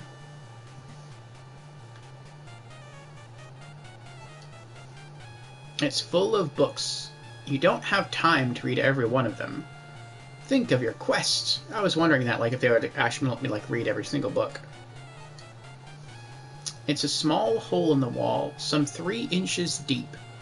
Oh. We don't need that gem from, like, way back in the castle, do we? I wasn't supposed to pick that back up again, was I? I hope not. This fine map of the lands of Tarkus is quite detailed, although incomplete.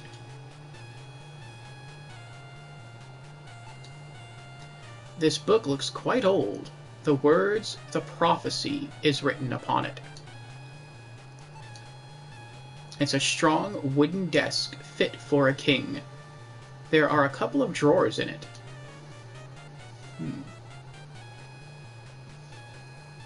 Open. The desk is open.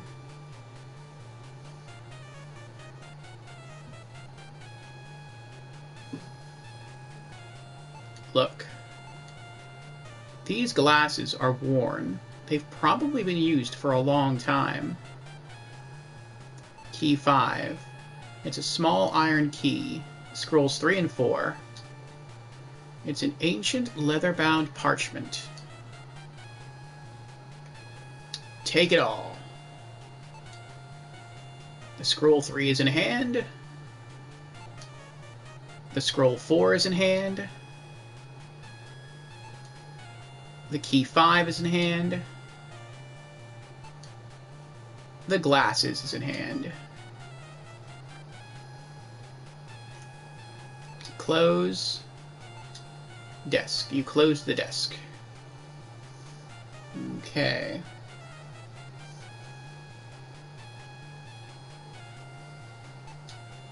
Open. The book is open. You can't read the strange writing in the book.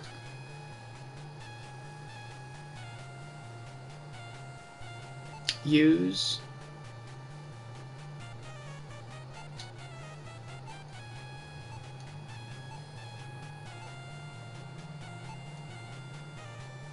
Glasses. What do you want to use this on? Self. You try the glasses on, and they fit perfectly. You can see very well. Open. The book is opened. Look. Wow! With these glasses, you can understand and read what you could not before.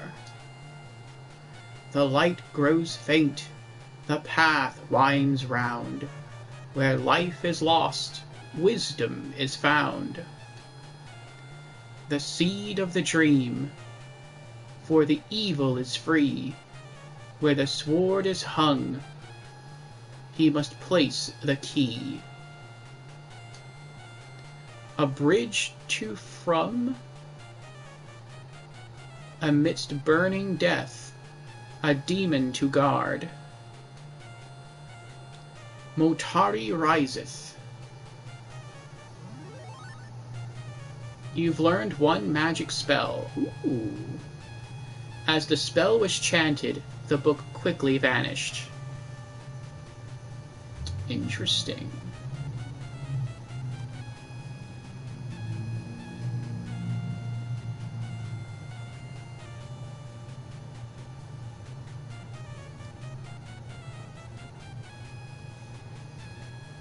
Okay. Let's open Scroll 3. The Scroll 3 is open.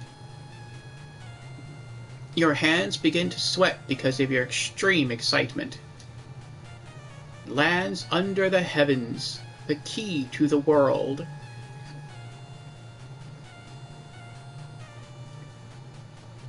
Terra Terrak. You've learned one magic spell. As the spell was chanted, the Scroll 3 quickly vanished. Open Scroll 4. Scroll 4 is open. You've read the scroll. To move the sun from far to near, light is what the darkness fears. Instantum illumina. You've learned one magic spell. As the spell was chanted, the scroll 4 quickly vanished. Interesting. We're going to hear that music starting. The torch has been burning down. It's almost out.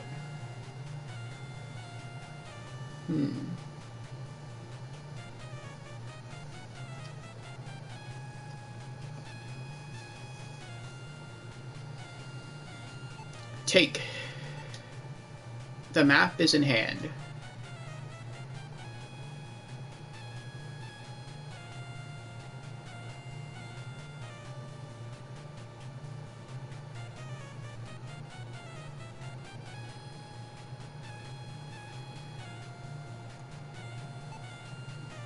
The skull is in hand.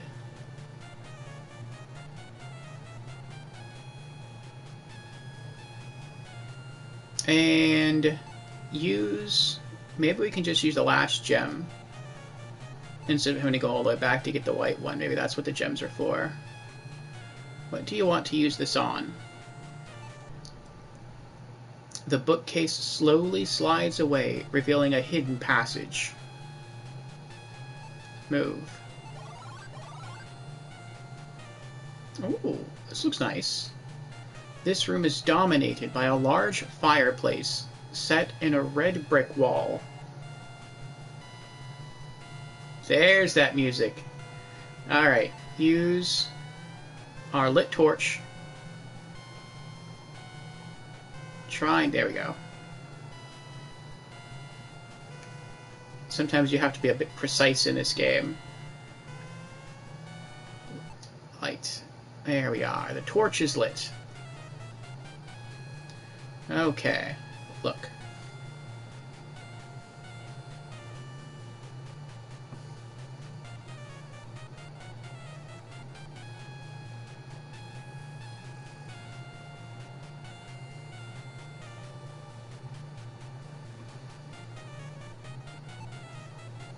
Through this portal, you can see the moon hovering over the darkened mountains. It's a pewter goblet, which glows with a lustrous shine.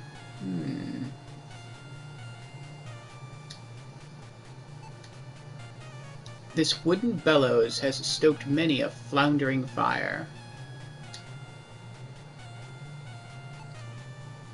This fireplace is quite large. Kindling rests within the fireplace. It is a globe mounted on a stand for display. It shows all the known lands. Ooh. Looking closely, you can see a seam along the equator.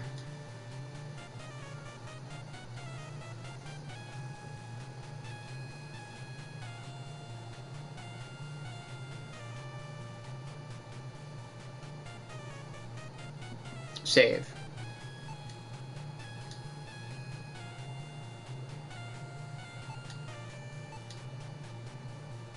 Pewter goblet which glows with a lustrous shine. Take. The cup is in hand.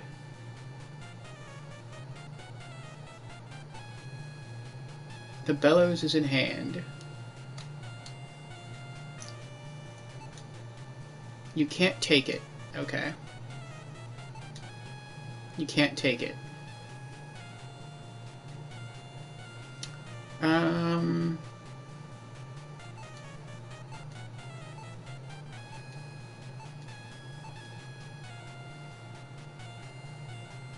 Use. Tarak. The spell was chanted. Tarak. A large crack appears around the equator of the globe.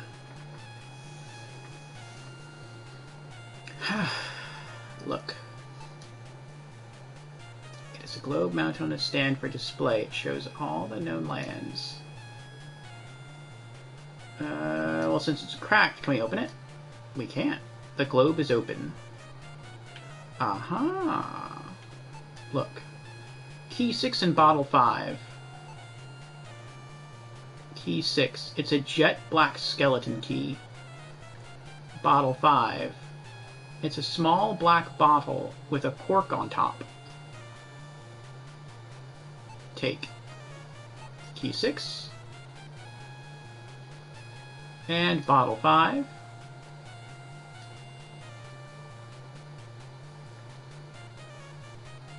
Move.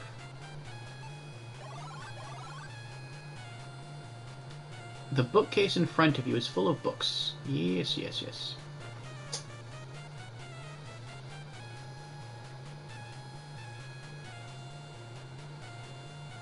Let's back out of here.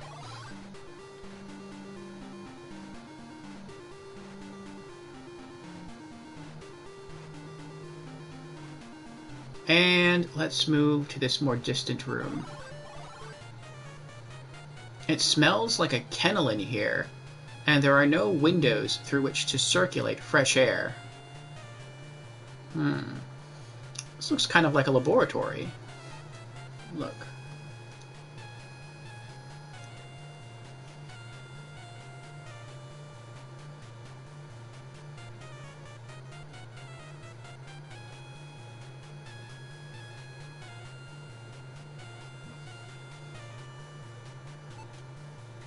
Ugh.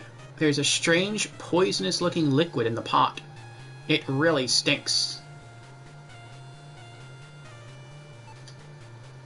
This steel mesh cage rattles constantly.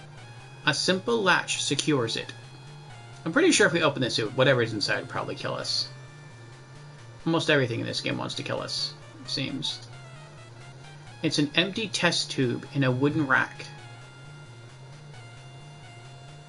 Let's take that. The test tube is in hand. Look. This small silver vial glows with a lustrous shine. You notice that the bottle is impossibly light. Take. The bottle too is in hand. Look.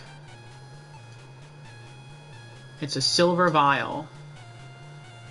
Take. The bottle 3 is in hand. Look. This jar is extremely slimy. Take. The bottle 4 is in hand. Look. This small silver vial glows with a lustrous shine. You notice that the bottle is impossibly light. Take. The bottle 2 is in hand. Do we now have 2 bottle 2s? Look. This horseshoe seems to have taken quite a beating. Take. The horseshoe is in hand. Okay.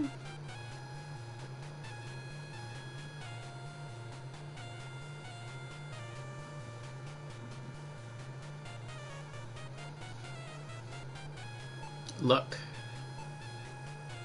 Lab animals can be chained to this stone while performing experiments on them. Aw, that's cruel.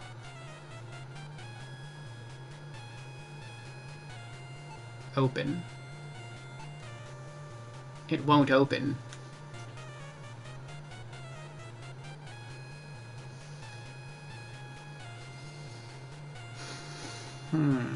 Use. The stone rises slowly out of the floor. A shining vial is inside it. Look. The glass vial is filled with clear liquid. The sign of the cross is on it. Ooh, holy water. Take. The water is in hand. The stone descends back into place.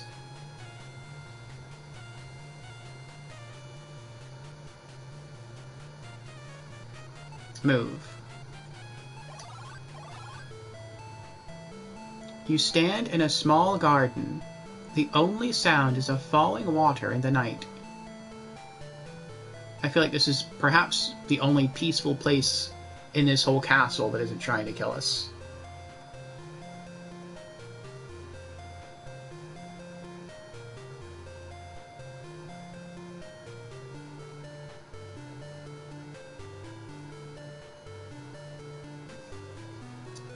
Look. This exquisite marble fountain is shaped into the image of a sea serpent. Oh, it's not going to come alive, is it? From its mouth spews an acidic liquid. Oh. So the water's acid. So I was wrong. This is another area of the castle where we can die. This exquisite marble... I read that, okay. I thought I was going to say something different about the water. If I just looked at the water. It's a small wooden flute. It looks like it could make wonderful music. It's a small evergreen tree.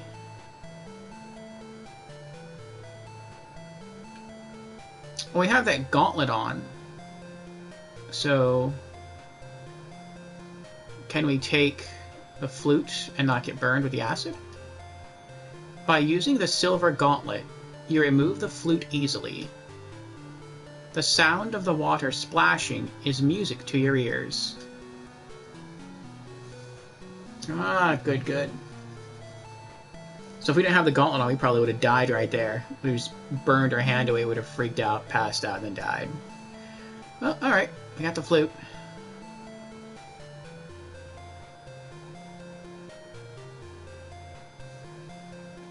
Use flute. The sound of the flute is very pretty indeed. It seems like you wake from a dream, only to find a hole in the tree. Is it real? The flute's music is like magic. I don't... Oh! I was looking down here at the evergreen. I wasn't looking right there. I was like, I didn't see any hole open. The bark on this tree shows no hint of disease, and its leaves are an awesome gold color. It's a ring, set with a large black sapphire. Ooh. Take. The ring is in hand.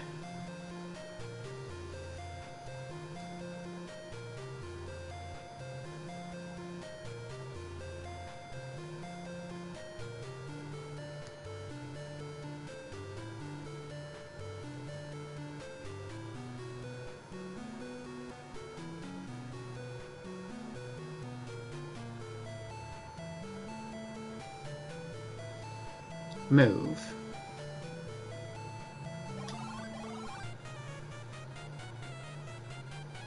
You're in a small, stuffy laboratory. What is a laboratory?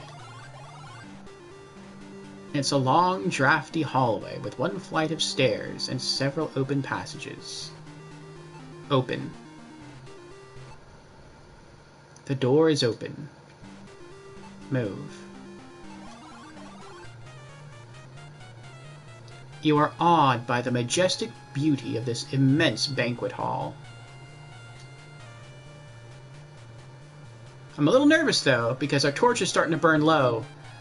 And throughout all those other rooms that we were in, well, we found a torch in the library. Did we? I don't think we did. But so far in all these rooms, I don't remember picking up any torches. So we're starting to run... We're not really running low, but...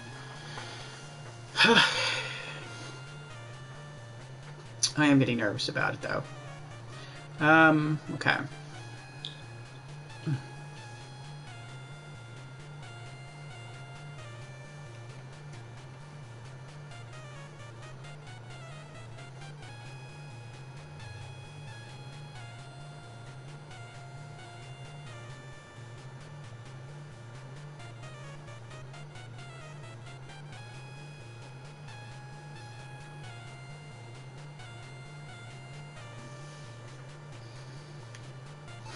Look.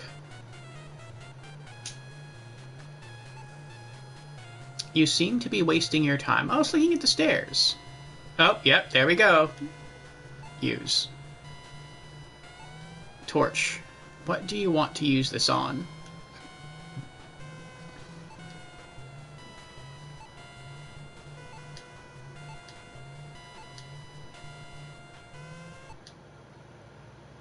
The torch is lit.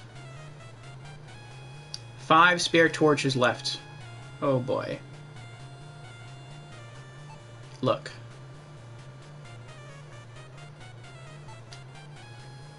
It's a beautifully woven rug. What's that black dot on it?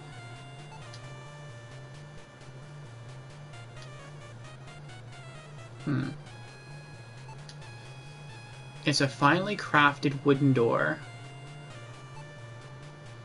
This door seems to be made of solid oak. The frame of this fine mirror is laced with silver and gold. Ooh. It's the family crest of Sir Dugan himself. It's a silk tapestry.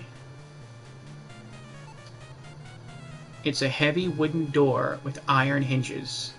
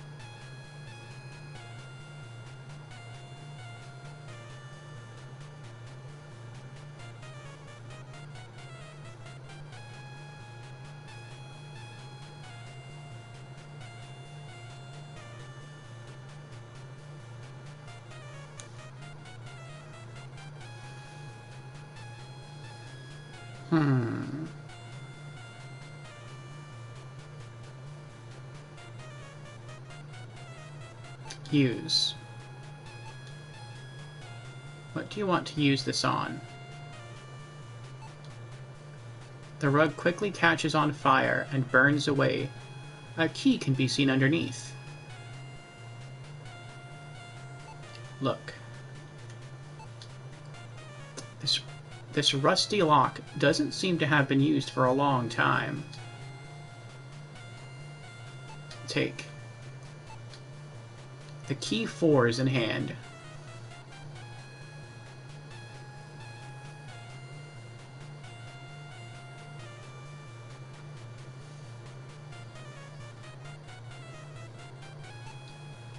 The mirror is in hand. The crest is in hand.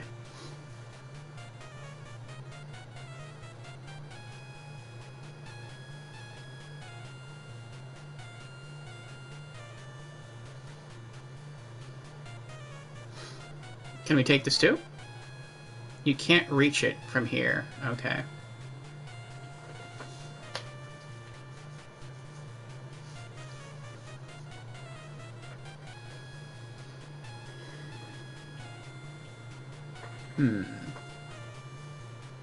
Open. The door is locked.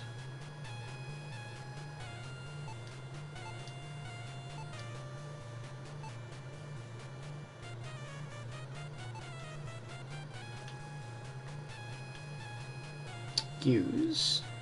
Key 5. Click! The key worked! It unlocked the door! If anyone's wondering how I know which keys to use on which items, yes, I am using a walkthrough to help me through. Typically when I play a point-and-click adventure game, or any adventure game, I never use any walkthroughs. But I have learned from my earlier experiences with the other MacVenture series point-and-click adventure games that they are punishingly hard, to the point where if you do the wrong thing, you will die, and you will die often. And I guess I'm more of a... When it comes to adventure games, I'm not really so much that way. I like to take my time, I like to look around. And I like the idea of not suffering death every few clicks if you don't know what you're doing. So I'm sort of just playing this with the walkthrough to get the story and to get the experience of playing the game. But as far as the challenge, no. That's for what the guide is for me with this game and with the entire Mac Venture series, really.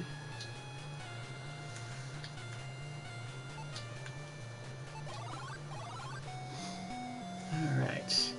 It appears to be a sphinx. It looks at you indifferently.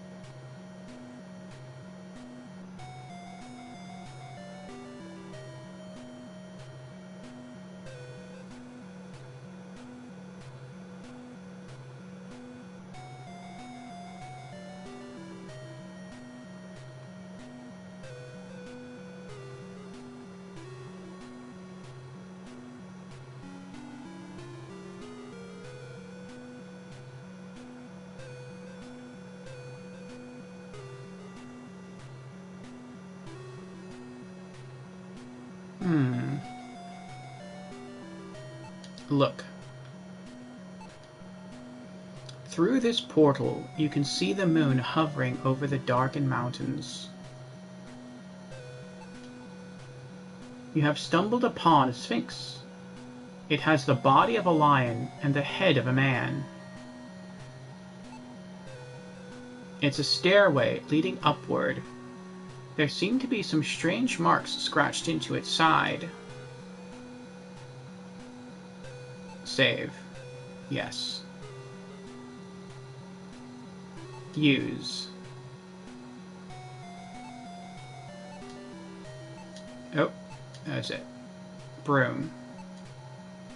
What do you want to use this on? Sphinx. You have correctly answered my riddle, warrior. Thou may now pass. So, I was glancing through, and I learned that there was actually a bit of a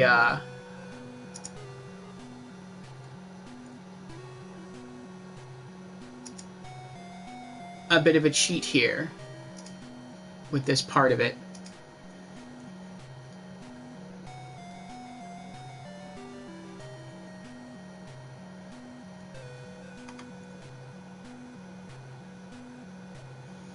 Where if you use the broom on the Sphinx before he can talk to you, he'll just let you pass, and they never have to answer any of his other riddles. It's called the broom trick.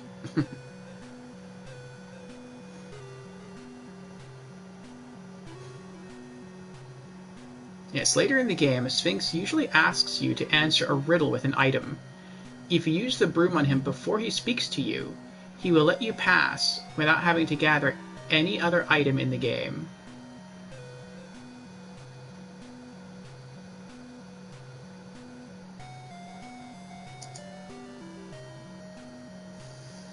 So that's pretty cool. I don't know if that means every time I enter this room, if I have to go somewhere, like if I have to go past him, I have to brush him with the broom every time.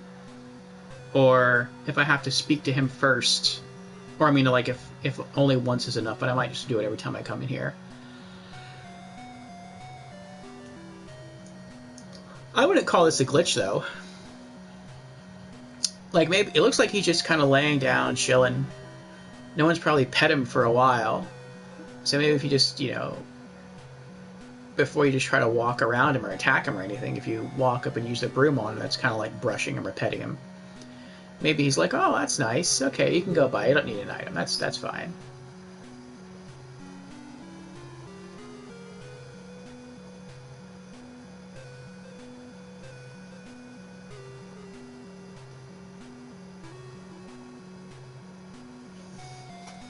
Okay. Save. Yes. Speak. It doesn't seem to understand what you say.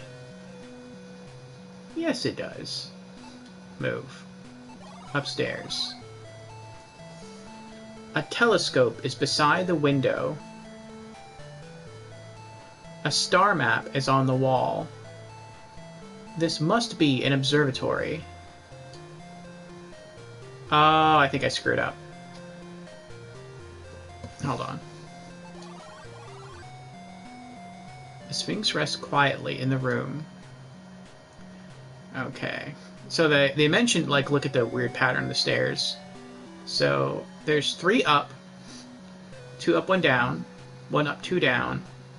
Okay. So it's just, as you go up, you're just dropping the different pegs down until you get to the 4th stair, and then it's the 2 ends up and the middle down.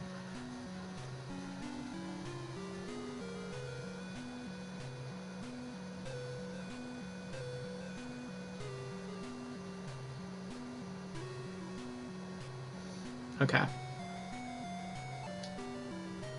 As you moved, the Sphinx spoke. Who are you? No one may pass without my permission. To pass, you must answer a riddle.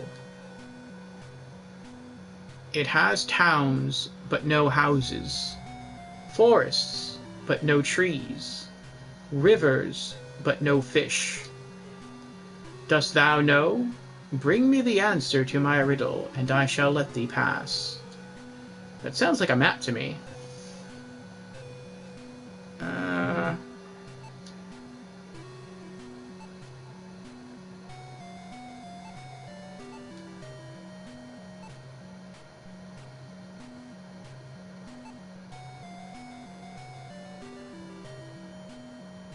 Use map.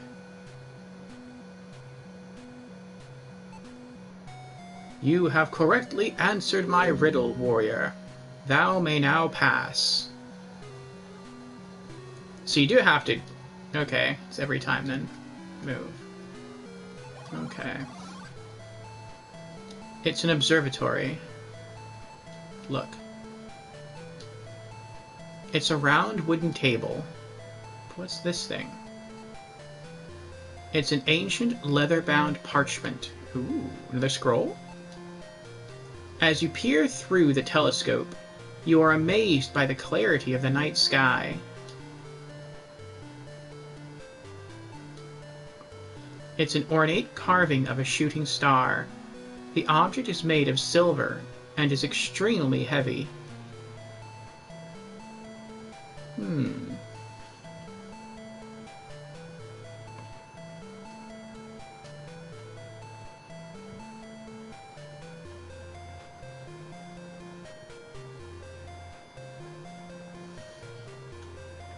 Take. The star is in hand. Look.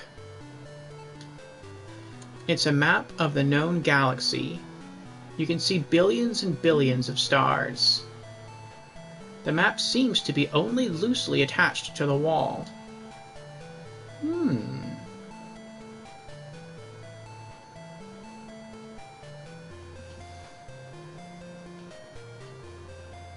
Take.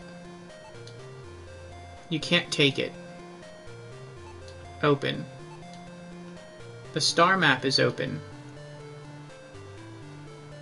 Oh, cool, cool. This rod is made of cast iron. Take. The rod is in hand.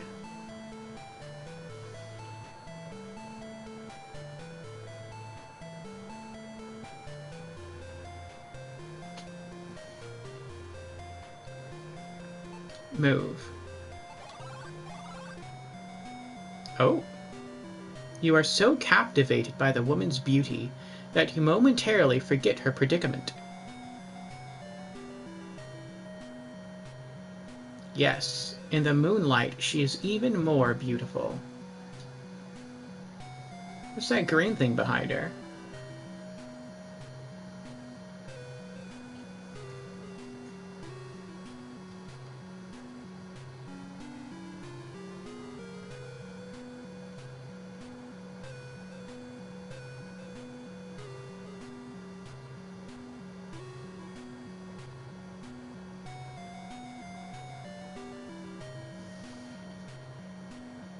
Look. This fine lass lies upon the floor, chained to the wall. She is extremely beautiful. It's some sort of spike that is made of precious metals. Ouch! The tips are as sharp as needles.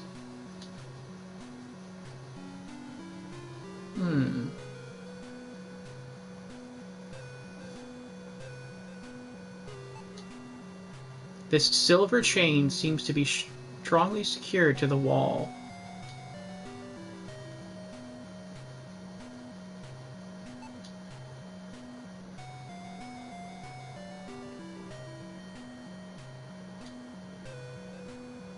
Save. Speak. It doesn't seem to understand what you say. Move. You can't do that.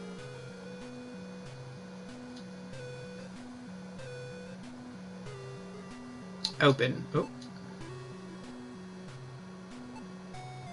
It won't open.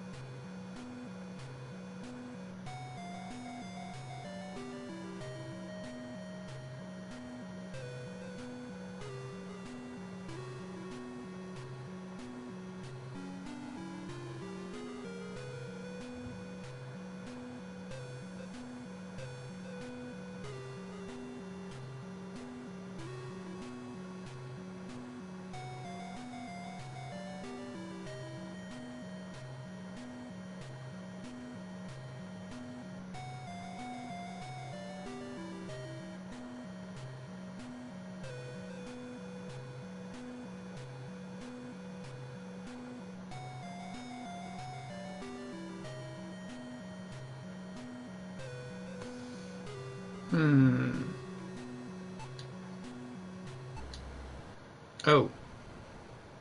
With a loud roar, the wolf pounces on you, taking your life. The wolf's powerful jaws rip your throat out. It's a sad thing that your adventures have ended here. Trophy earned, damsel in distress. I didn't know what to do. I was like, well, maybe I could use a weapon like my sword to break the chain. But at least for now, I can try to maybe grab the item on the other side. Nope, that didn't work out. I like how it just puts you in the last room, the previous room. Oh, wait a second. I grabbed the star, I moved this down, and grabbed the rod and left. I didn't do anything with this. What is that? Hold on. It's a wooden ladder, right. It's an ancient leather-bound parchment. Well, hold on a second. Take. The scroll 5 is in hand. Open. The scroll 5 is open. You've read the scroll. Observing the stars, the throne constellation appears once every 5 summers. Observing the stars, the throne constellation appears once every 5 summers. Legend says that it is a portal to another land.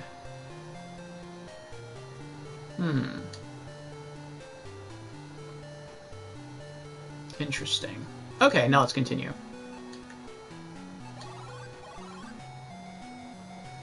You are so captivated by the woman's beauty that you momentarily forget her predicament. Yes, in the moonlight she is even more beautiful. But unfortunately, she is a werewolf. So, that's why she's chained to the wall with silver. Use.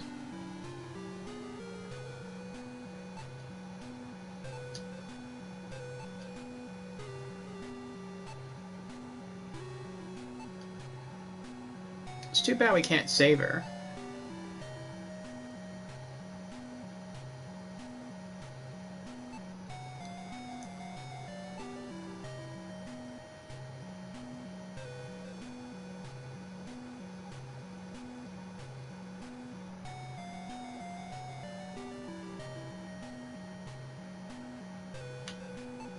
Silver arrow.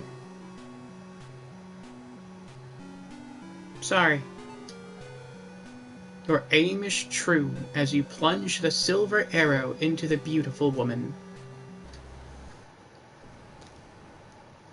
The beautiful lady suddenly transforms into a wolf.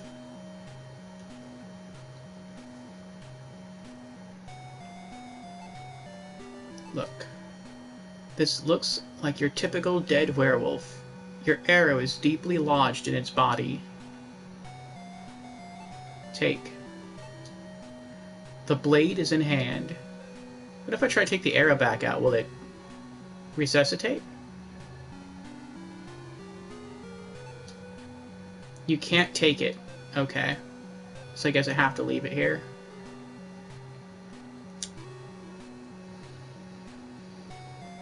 Alright. Well, hopefully she's found peace.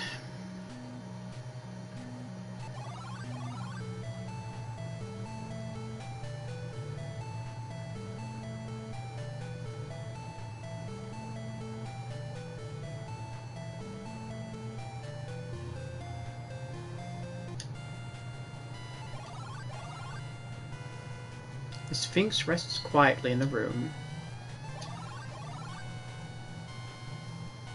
It's a large banquet hall. Oh! The music's playing! That just... Okay. Use. What do you want to use this on? I was like, oh, the music changed. I wonder why it changed. I wasn't even thinking about why it changed. There we go. Torches lit. 4 spare torches left. Ugh.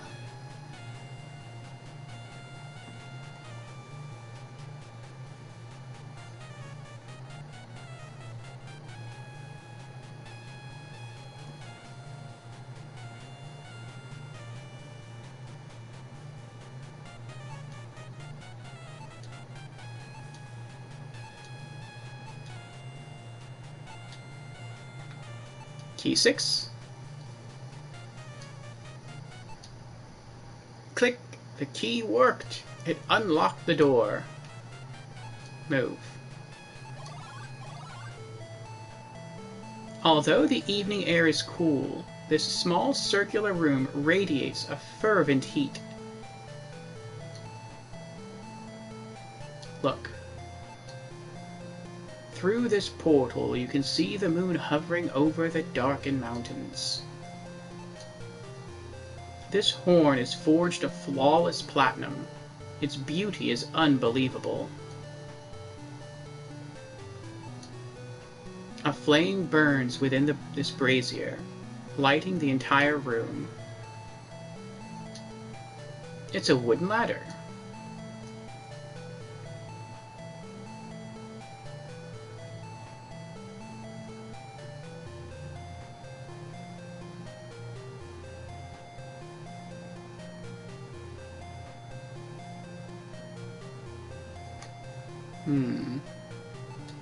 Take. A large fireball suddenly appears in the room and causes you to shield your eyes.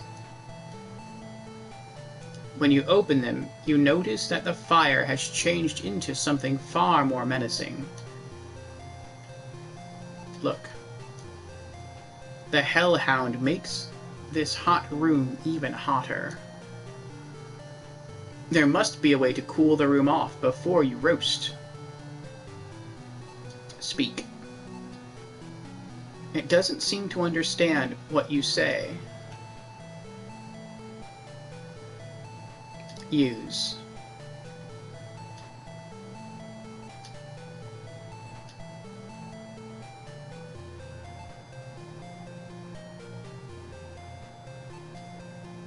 Oh boy. Look. Bottle 1. It's a small silver bottle. What is it? It sure smells terrible.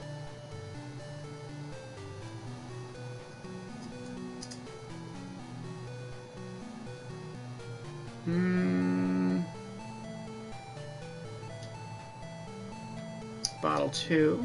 This small silver vial glows with a lustrous shine. You notice that the bottle is impossibly light.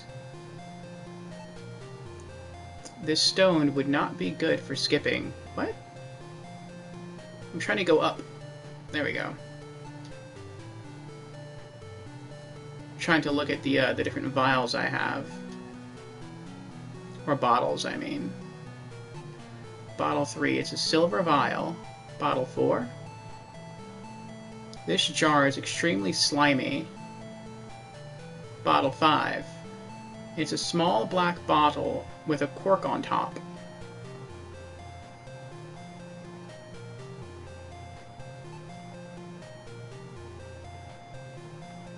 Water. The glass vial is filled with clear liquid. The sign of the cross is on it. Use. Water. What do you want to use this on? Use the holy water on the Hellhound. The holy water has sent the Hellhound back to the place where it was spawned. Yay! The flame died out. The room is quiet, as though nothing had happened. Take. The horn is in hand. Move. Oh, crap. As you stand on the turret, an eerie blue dragon appears in the clear, starry sky. It's a nice design, I like that. But we just went, over the course of like 4 rooms, from being killed by a werewolf, to almost being killed by a hellhound, to now being threatened by a dragon. It's like almost every room in this castle has something that wants us to... something that wants us dead.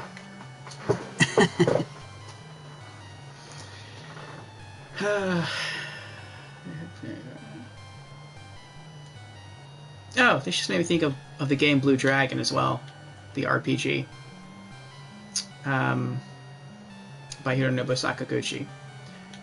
Look. It's a wyvern. This beastie is a distant cousin of a dragon, but is smaller and fiercer. What's this? This rather heavy talisman is made of gold and is extremely sharp along its edges. It shines with an incredible brilliance. I'm guessing the dragon guards it, or the wyvern guards it. You seem to be wasting time. Alright, alright, alright. And our torch just went out.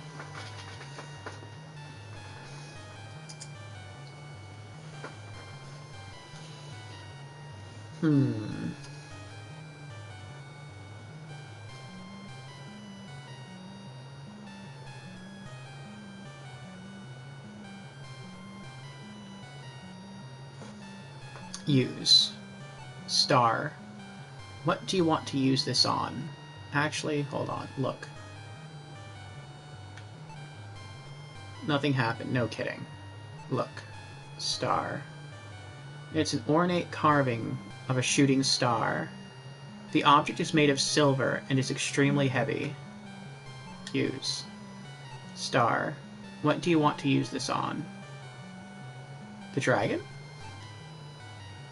The star becomes a flash of light as you launch it. Crash! It strikes the wyvern and it explodes into 1,000,000 pieces. How was I supposed to know that the star would turn into, like, a shooting star? Well, I did say it was a shooting star.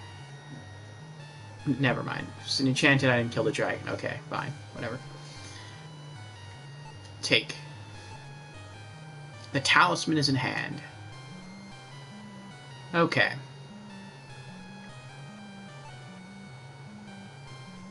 I guess there's nothing else here.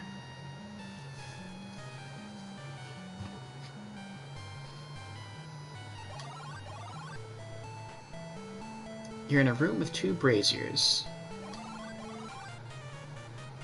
It's a large banquet hall.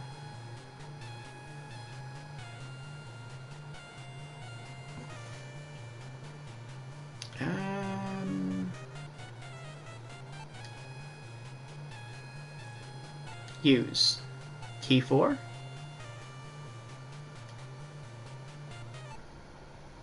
Click. The key worked. It unlocked the door. Move. You have entered a small corridor. Ooh, I like this new music. 2 arched doorways wait patiently for you. Yes! 2 more torches! Awesome. They're normal torches, right? It's a torch, an oil-soaked rag, yes. And it's a torch, an oil-soaked rag. Good, good, good, good, good. Take.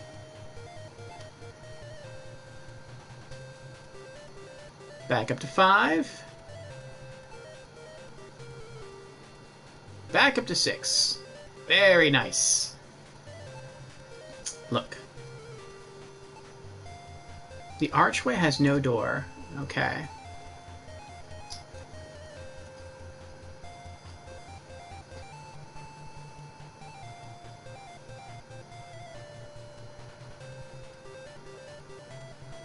Let's move through the closest door. Oh, storm. From this windy ledge, you can get an idea of the size and strength of the castle. Look. The sky foretells the coming of a great storm.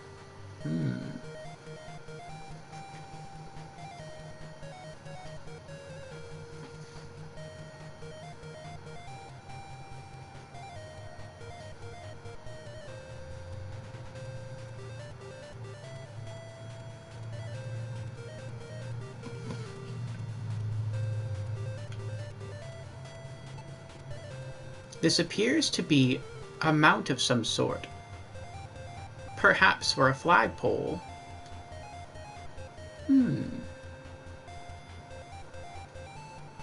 Use. No. Where are you? Where are you? I got this item close by. There you are.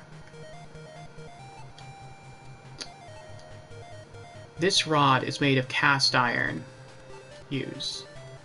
Rod. What do you want to use this on? There we go. Suddenly the sky seems to be on fire as a bolt of pure lightning strikes the rod. You are startled to see a skeletal hand rise from a hole that has formed at your feet. Uh-oh. Oh? I thought it was going to grab my legs and drag me down. So I guess that's good. That was like a lightning rod. What is this? It's a wand of sorts. Carved on the side of the wand is a small picture of a serpent. I wonder if that has anything to do with the serpent we saw earlier in the garden with the that was spewing forth acid? I'm gonna guess no. So far we really haven't had to backtrack to major portions of the castle. So this is probably for something in the future. Take. The wand is in hand. As you take the wand from the skeletal hand, it begins to descend. The hole then closes up as if it had never been.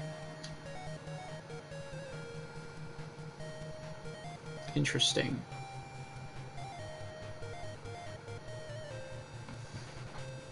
Move. Down the stairs.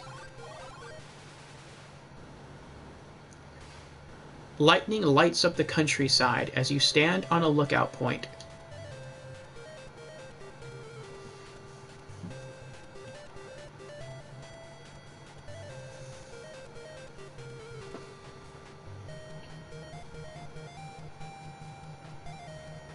Look. This canvas pouch looks to be quite light. Close inspection reveals some druidic script on it. It's a pot of gold. The leprechaun must have skipped town. Oh, really? Open. The bag 3 is open. Ooh.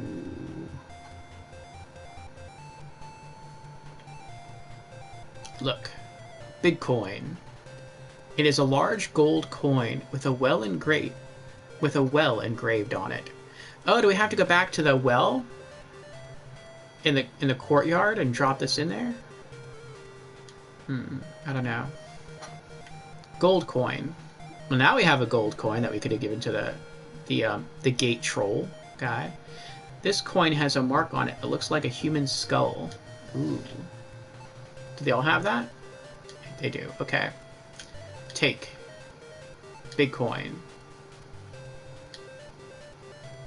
Gold coin. Taking them all.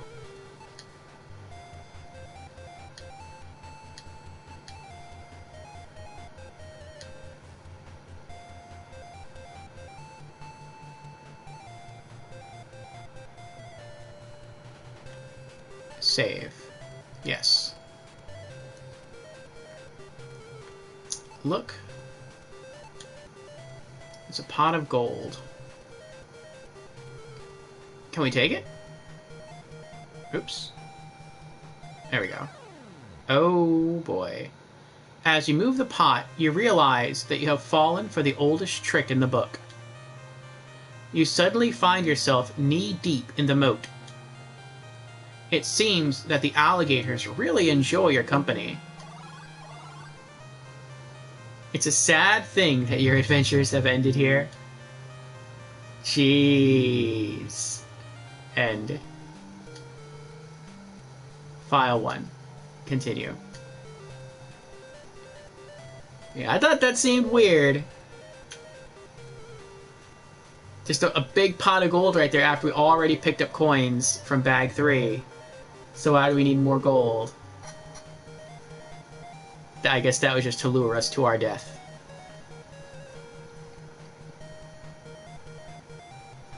Okay. Let's get out of here. Tricky gold. It's a balcony. It's a passageway with 2 archways. Okay.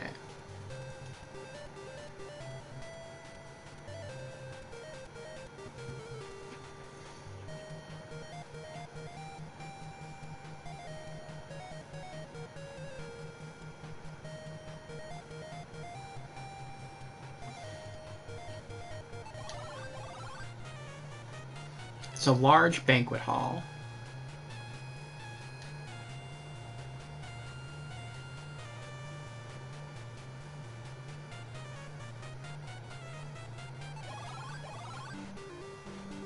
It's a long, drafty hallway with 1 flight of stairs and several open passages.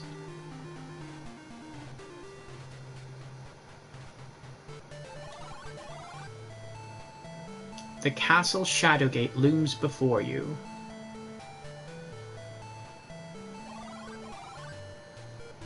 A sharp, cold wind whips up over the ledge of the deep, dark chasm.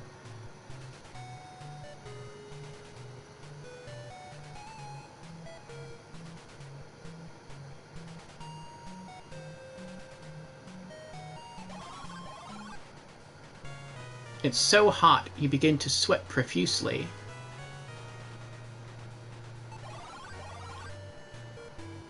This room, full of mirrors, reminds you of the elven funhouse at King Otto's fair.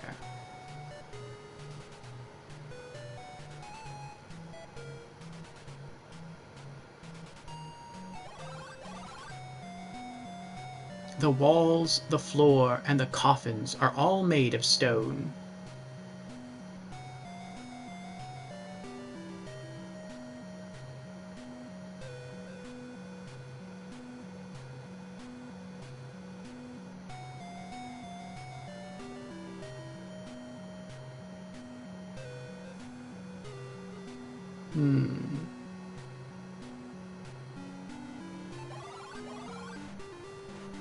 The stones in these walls were probably cut by the hands of enslaved mountain dwarves.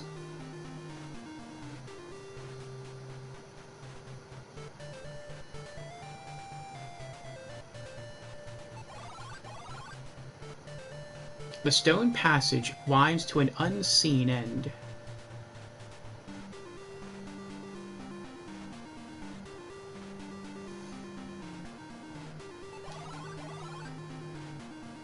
Cold air rushes into this chamber from an opening some 10 feet above the floor.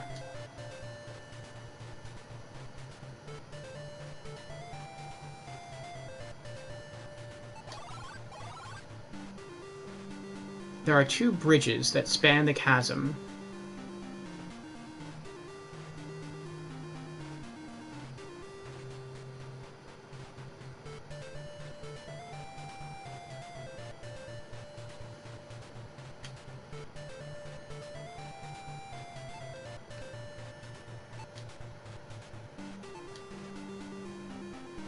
Look, bottle 2. This small silver vial glows with a lustrous shine. You notice that the bottle is impossibly light. Use. Bottle 2. What do you want to use this on? Self. You drink the liquid and immediately begin to rise in the air. Move. Over the rickety bridge. A giant snake confronts you in this small cave. Look. It's a giant snake. It doesn't move. Perhaps it's getting ready to strike. You wait for the creature to kill you, but it still has yet to move. Upon closer inspection, you laugh at your foolishness. It is only a statue. Oh my gosh, I thought maybe I screwed up right there. Like, maybe just by looking at it and not reacting quickly enough, it was just going to kill me.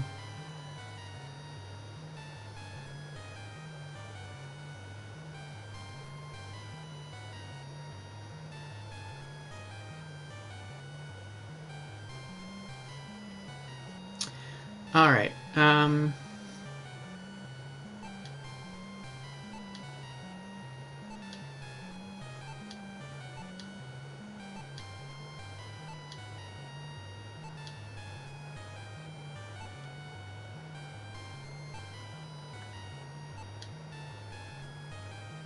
Wand. It's a wand of sorts. Carved in the side of the wand is a small picture of a serpent. Oh, torch is running out. Use. Still lit torch.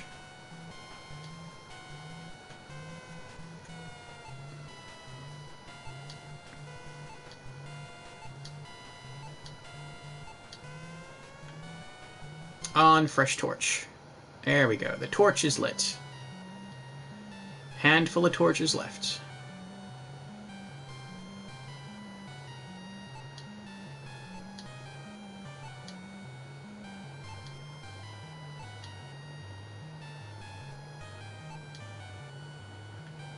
use wand on the snake statue. The snake begins to shake and shudder. Is it just your eyes, or is it shrinking?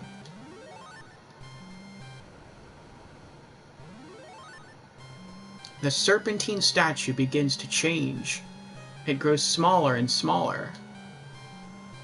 It dematerializes and forms anew as a staff of tremendous beauty. Look. Druidic script winds its way around this staff. You can feel power emanating from it. Take. The staff is in hand. Yay!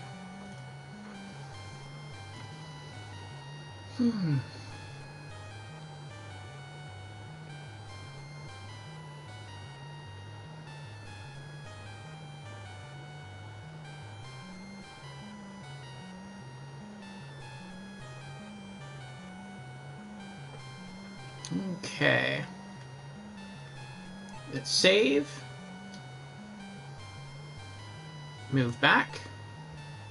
You can't take it. What do you mean? Oh, I didn't select move. Suddenly, you feel heavier than you did only a moment ago. So I'd have to use like another potion to get back across the bridge. Oh, I get it. I get it. That's why... Let me see here. That's why there are multiple bottle 2s that you pick up over the course of the game. So if you screw up, if you use one and then go in there and you don't know what to do, or you don't have the items necessary, and you leave, you basically still have 2 more chances with your other bottle 2s to find the correct item so that you can get back in there to get the staff. I get it, I get it.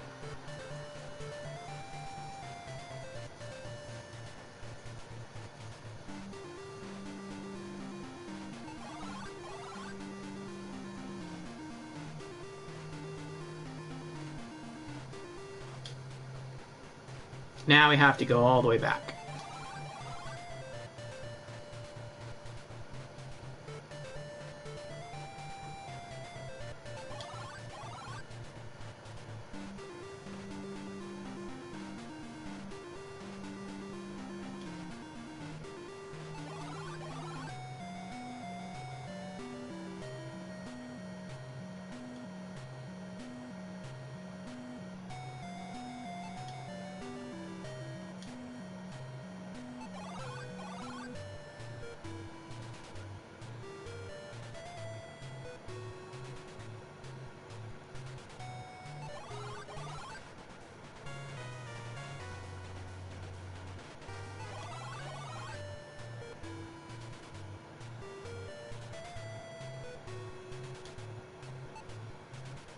Uh-oh.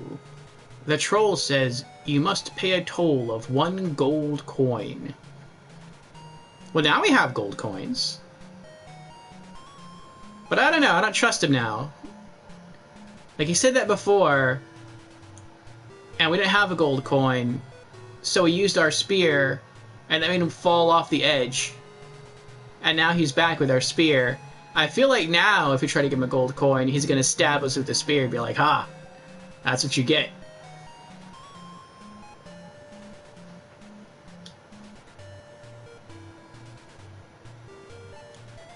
Look. The troll stares at you. Yeah, but what about this here?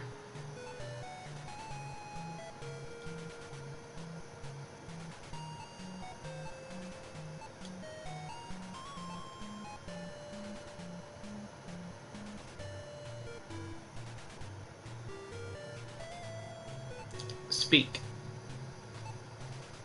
Humana. The spell was chanted. Humana! As soon as the magic is invoked, you lose sight of yourself. You're as invisible as the wind.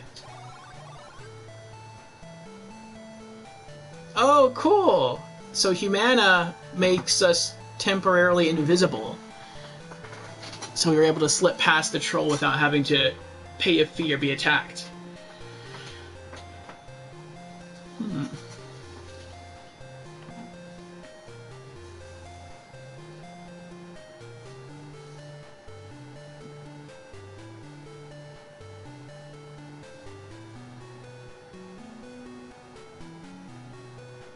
Move.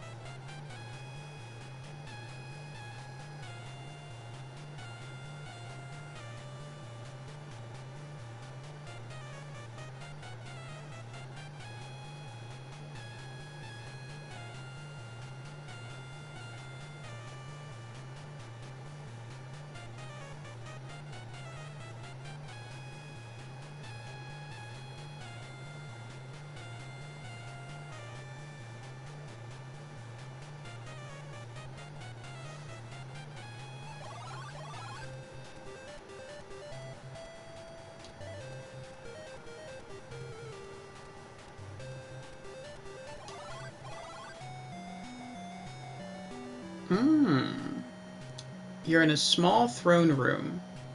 Okay. A skeleton wearing a gold crown sits on a throne in front of you. Look. I guess that makes sense. This is the only room in the castle we haven't been in yet that we have access to. Look. Although he looks dead enough, this royal skeleton sends shivers down your spine. Oh, so if we don't do anything, is he going to come to life and kill us? There seems to be something in his hand.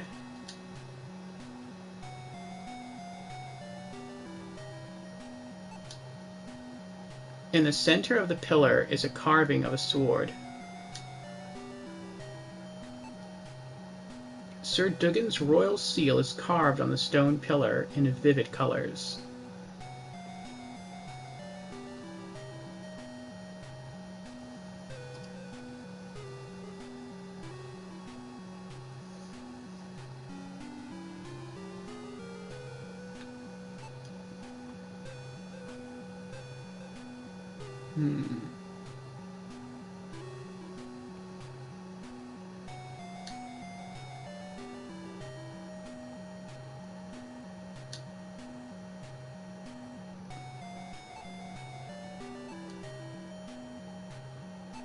Scepter.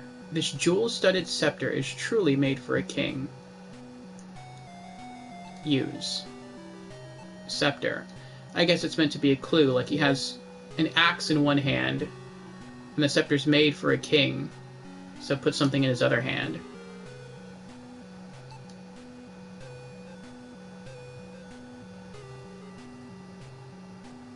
As soon as you give the scepter to the skeleton, the seal on the pillar lowers. You can now see a ring-shaped hole.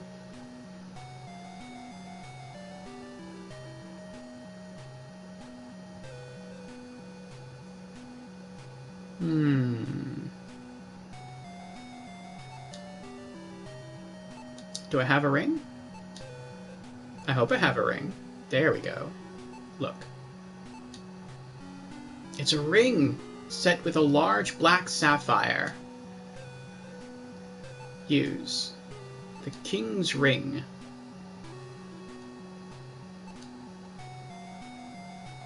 The ring fits perfectly. The throne magically rises, revealing a secret passageway.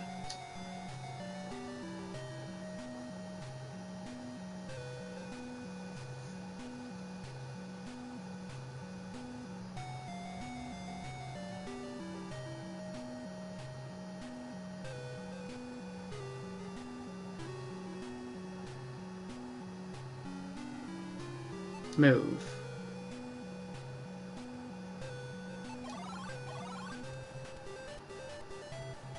This hallway is made of large granite slabs. Save. Yes. Alright. I feel like we're making good progress here.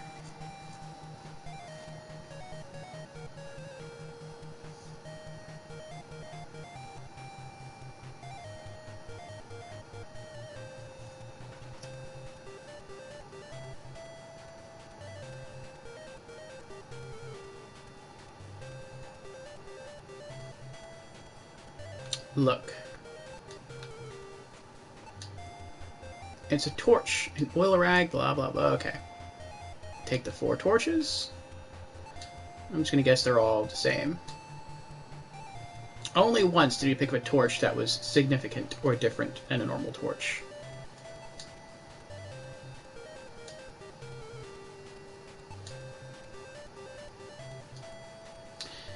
We're up to 9 now, which makes me feel both better and worse at the same time. It makes me feel better because we have a lot more torches. It makes me feel worse because we might potentially need all of the torches that we just picked up. So, yeah. Look. It is very dark. It's a doorway. Move. Oh. On the opposite wall are a pair of stone beasts guarding a dark archway.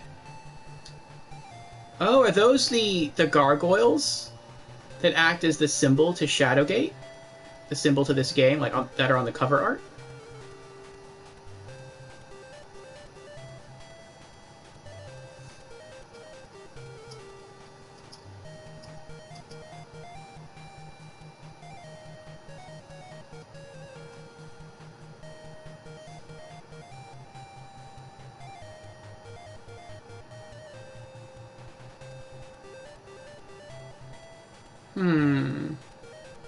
Look. This stone statue is some 3.5 feet tall and ugly as all heck. It is very cold to the touch. I touch it? That's brave. Is the other one the same?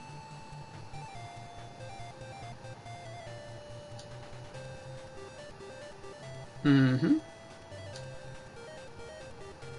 Move.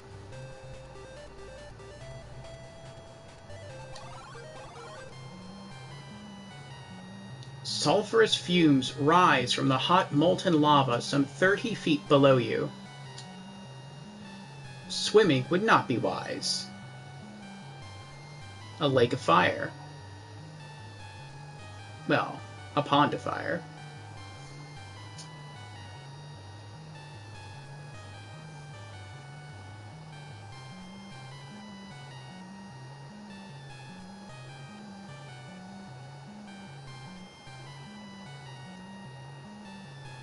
Look. This huge statue is made of precious metals. It holds a basin of smoldering coals.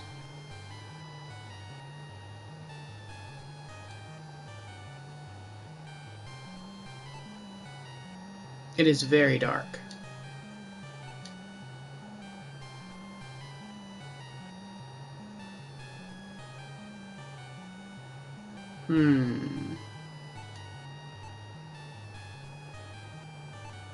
Matari. The light grows faint, the path winds round. Where life is lost, wisdom is found. The seed... Oh, it tells you the spell again, cool. The seed of the dream, for the evil is free.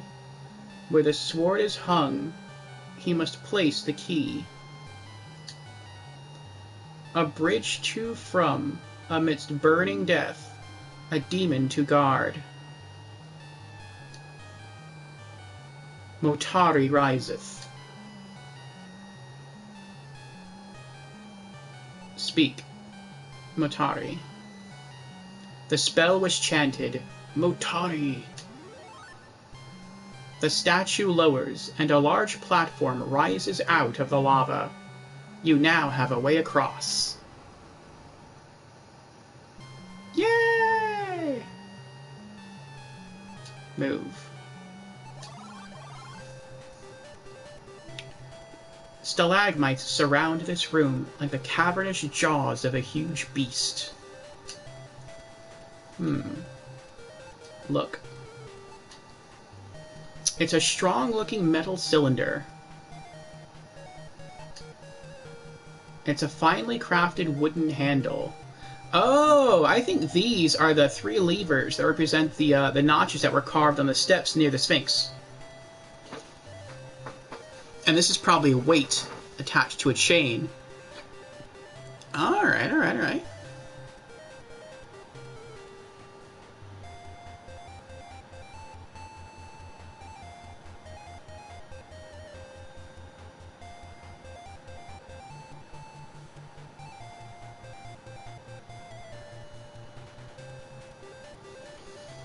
Okay, so before it was, I guess you have to use them on the proper order. You were dropping them one at a time.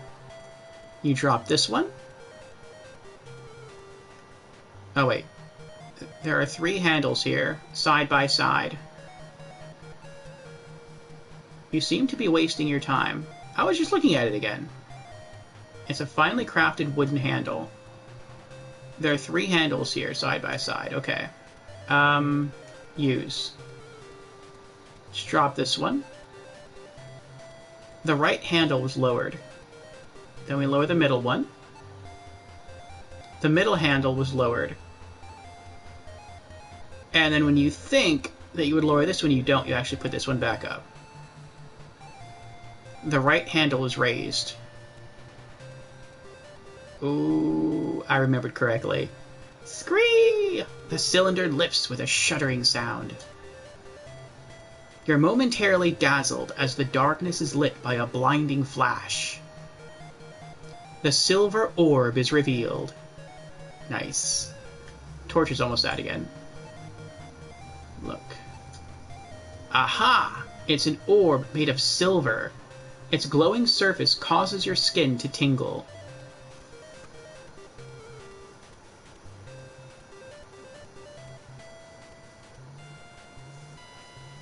Uh-oh. Use.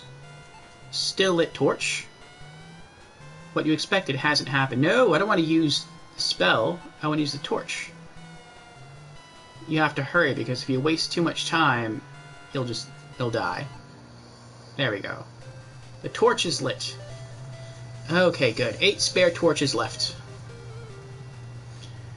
Now, with the safety of additional light, let us take the silver orb. The orb is in hand. As soon as you remove the orb, the cylinder closes.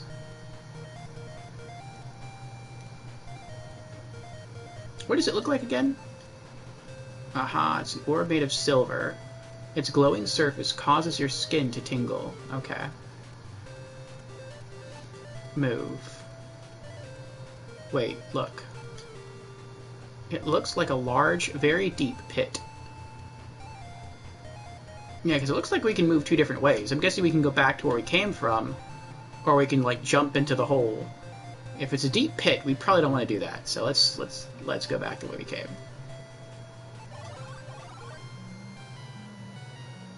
Filled with lava. And you're in a dark and gloomy cavern. Okay.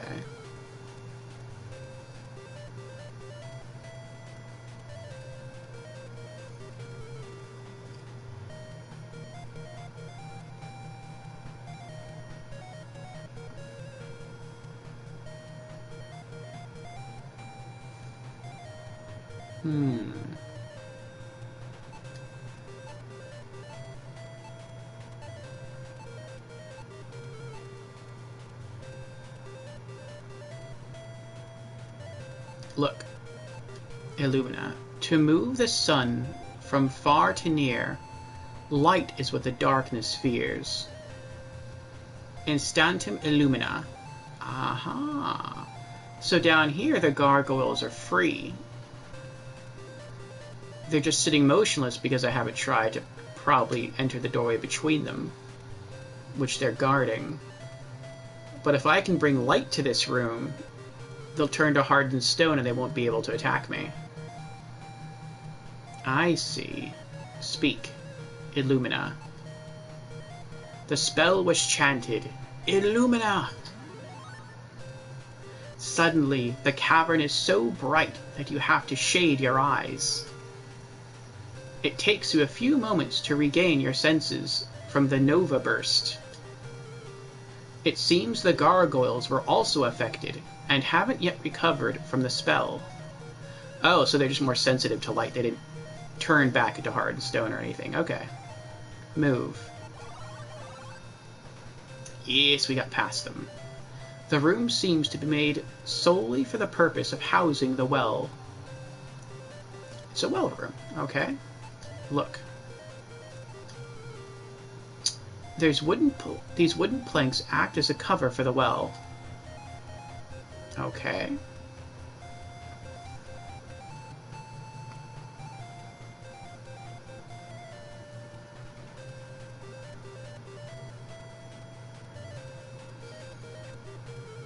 Open. The door is locked. Open the well. The cover of the well is open. Okay.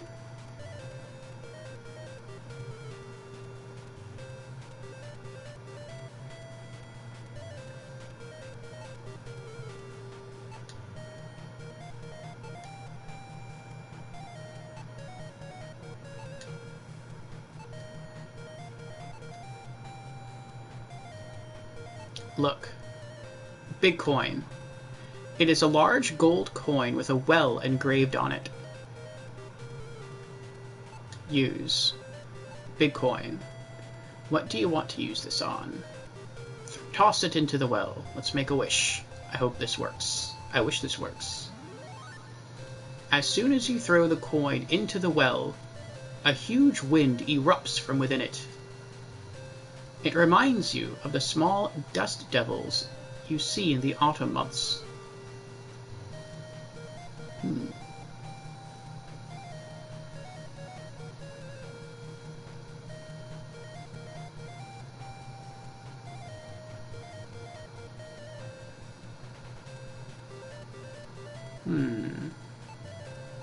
Move. You can't do that.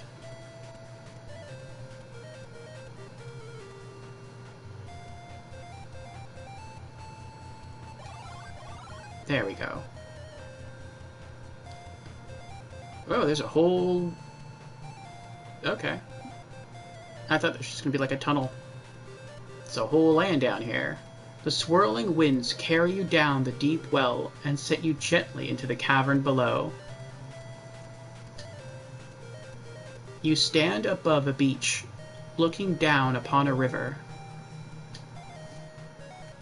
Look. It's a great gold gong. Its beauty is enhanced by the intricate stand that supports it. The river's water is dead calm. It wouldn't surprise you if this were the river Styx.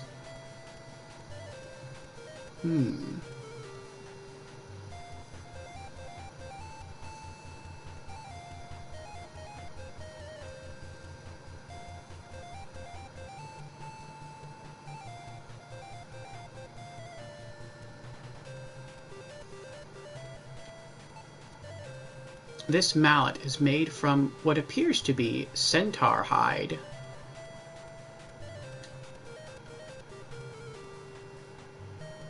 Use.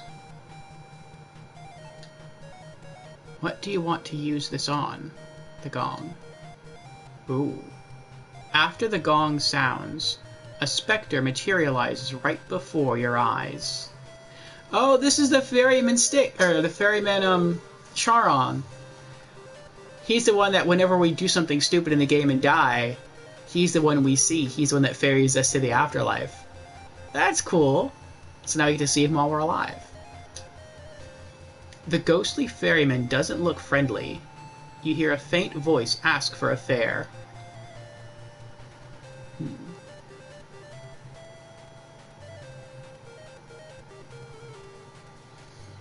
Okay. Look.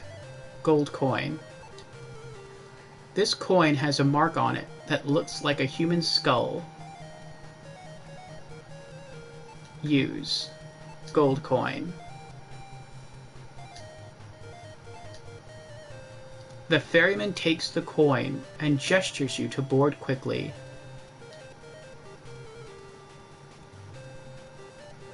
Move. You can't do that. Do I have to click on the boat? There we go. You climb aboard the tiny raft and soon reach the opposite bank. A stone skull stands against the far wall, screaming silently. That's disturbing. For some reason, you get the feeling you are standing on sacred ground. Looks like 3 items have to go here.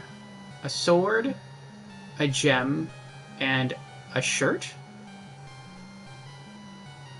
Oh no. A sword, a shield, a suit of armor. Do we have to take off all our gear to be defenseless to walk into the next area? Oh, that would suck. Look. The shape of sword is carved in left pillar. The shape of crown is carved in middle pillar. Oh, we don't have a crown. The shape of jewel is carved in right pillar. Oh, that's a jewel, not a shield. Okay. The jaw of the skull is made of polished stone. Hot, dry air emanates from the hole.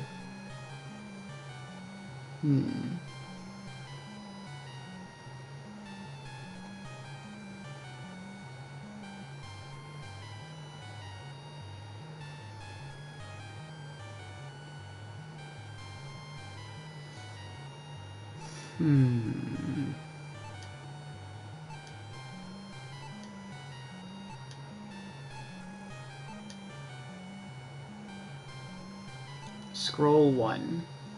Your hands begin to sweat because of your extreme excitement. 5 to find, 3 are 1. 1 gives access, the bladed sun.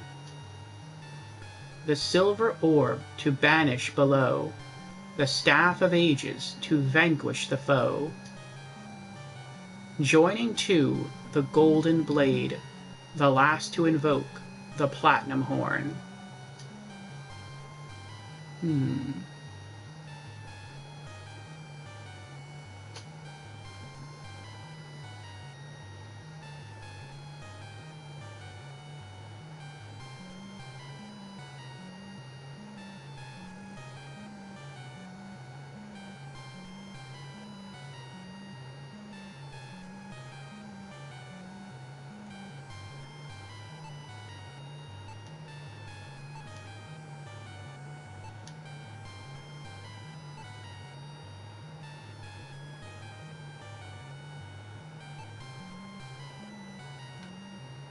Talisman.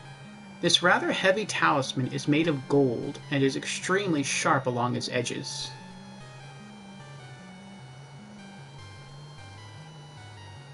A sharp gold talisman. Is that the sword then?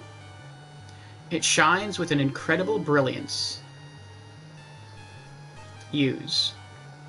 Talisman.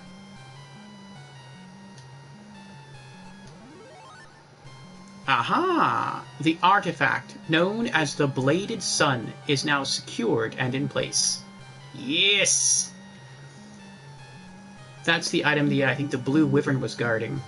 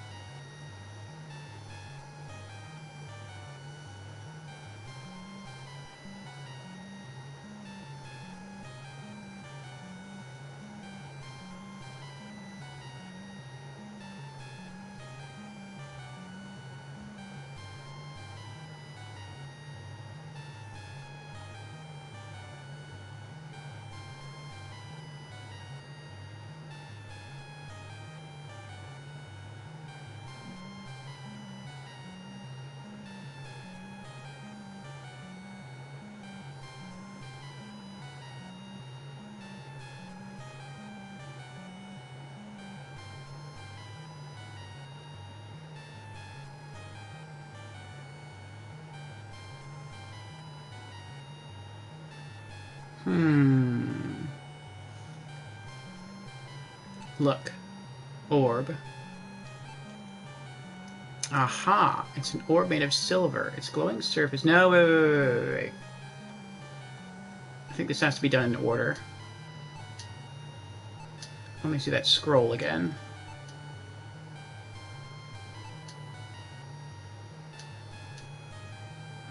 to find 3 or 1. I think it means these 3 are 1. These 3 act as the key to open this gate. 5 to find, but you have to find 5 items ultimately in order to beat the boss. So that means I must have 2 items. Okay. 1 gives 1. The 3 that form as 1 gives access. The bladed sun. That was the sword. The silver orb to banish below. That probably goes there where that gem is. The staff of ages to vanquish the foe. Joining to the golden blade. The last to invoke the platinum horn. Look. The shape of jewel is carved in right pillar.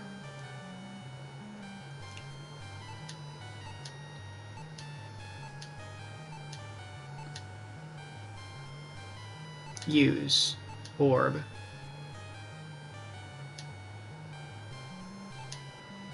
Nothing happened.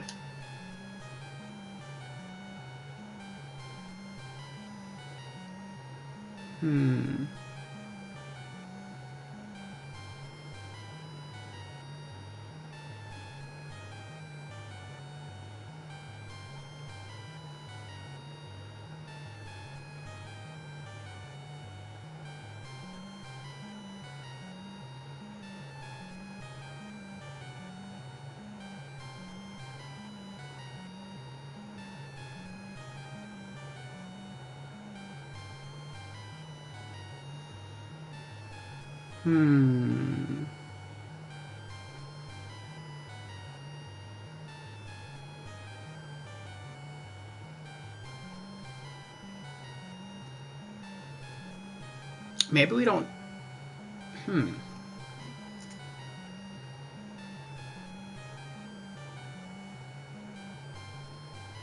Ah, hello Abraxas. Welcome, welcome. Home stretch. You got this. Let's go. Thank you for the encouragement, Abraxas. Have you played this before?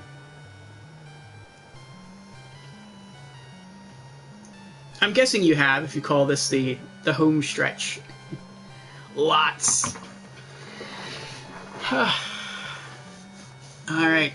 I sense we're close. You're number 9 in the speedrun charts. Oh, wow. So you know this so well you're able to speedrun it. Congrats. Yes, this is my very first playthrough. I've done the other 2 Mac Venture games previously on this channel. The Uninvited and Deja Vu. Thanks, you are most welcome. Oh, awesome. Shadowgate is my fave of the 3. I heard it's the best of the 3. It's not the last one. The last one that came out was the Uninvited. But Shadowgate seems to be the favorite. And I know it was actually remade, or remastered, I think it was remade, for the Xbox One and PC. So I guess people really do like it. Okay, so I have... It's a totally new game. Ah. It just carries like the theme of entering a dark castle. It pays homage to the original a few screens. I gotcha. So we have 2 gold coins, a staff, an orb, a silver orb, some keys, mirrors, crests, scrolls, blade, horn, test tubes, bottles, horseshoes. We got quite a lot of stuff here. But then that's how the Mac Adventure games are. Typically you can pick stuff up even if you don't have to use them.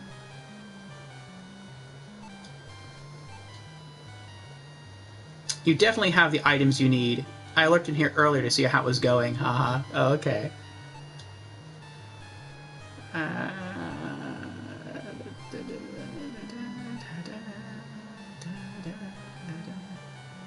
Look. Horn. This horn is forged of flawless platinum. Its beauty is unbelievable. It was mentioned in the scroll. Use. Horn. The sound of the horn echoes loudly in your ears. Suddenly, you hear the sound of grinding rock. The jaw of the skull begins to descend. Hot wind erupts from the mouth, creating the illusion that the stone skull is alive. Ooh.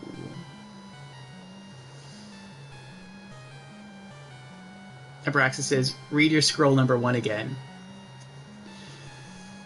I think maybe we can just walk on through. I assumed we needed to fill all 3 of these up and then we could go through. But maybe we don't have these items yet. We only had 1 item that had this kind of star symbol to it, and that was for the sword. So maybe the other 2 symbols are in here? No, if you do this spot wrong, you get zapped by the skull.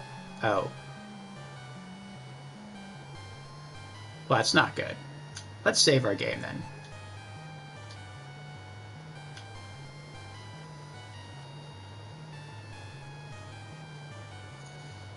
Alright, let's go back and read the scroll. So you're good. You put the gem in the right slot, lol. Oh, okay. Talisman. Yeah. I went back and I looked at it, like I read it first. And then I plugged in that one. So we still need... The shape of a crown is carved in the middle of the pillar. So we need a crown. And we need a jewel. You need to build your staff. There is nothing for those other slots. What? There's nothing for the other slots? That's kind of misleading.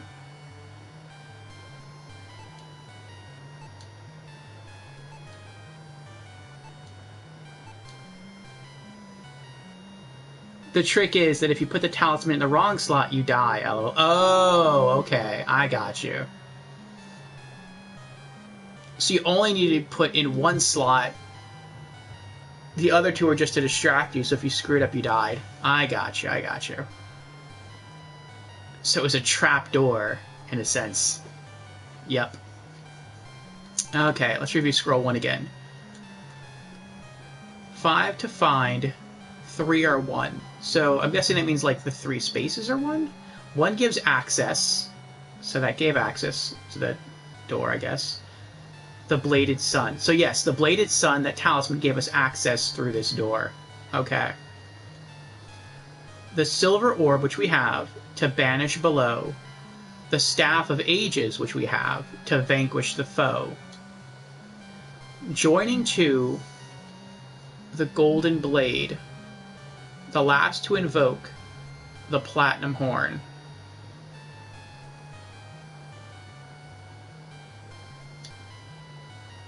Okay. You have the staff, but it's not the Staff of Ages yet. No? Let's see here. Where... I think it's close to the top. It's one of the last items I picked up. There it is. Druidic script winds its way around this staff.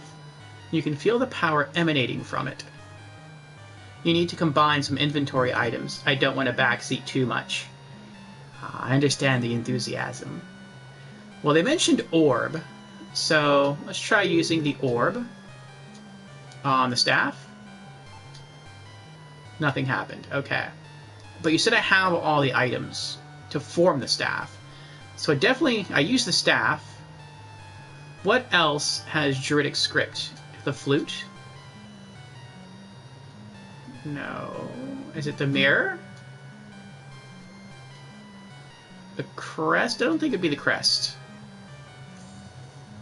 The blade? Maybe it's the blade. It mentioned something about a blade. Let's... You have to do it in the right order, too, LOL. Oh my gosh. Use blade on staff. Aha! Suddenly, lightning begins to flash in the room. Then, the golden spike slides smoothly onto the staff and locks into place. More progress. Now do the orb. You were right. The game just sucks. LOL.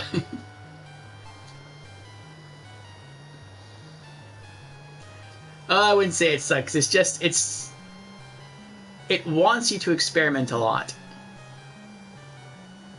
That's part of, I guess, old school adventure games. They want you to fiddle with them until you find out what works. It's a product of its time, yes. Okay. Now we use the orb on the staff. Light cascades through the room as the staff becomes a living entity. Ooh. Let's look at it now. Power emanates from the staff. The three are, now and forever, one. Move. Oh, there he is! The cavern that you have entered is by far the largest your eyes have ever gazed upon. Uh-oh.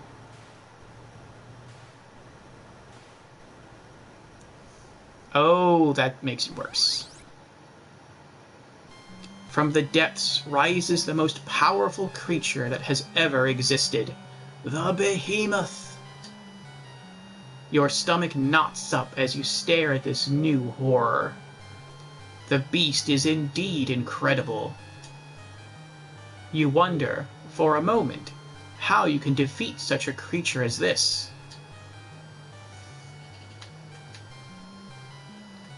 Look. Flame burns intensely within this brazier, as if in celebration of the Dark One's victory. Your jaw drops, and you stare in awed silence at the sight of the great Titan. Acid drips from his jaws and sizzles on the ledge below. The Warlock Lord's staff glows with a mysterious light.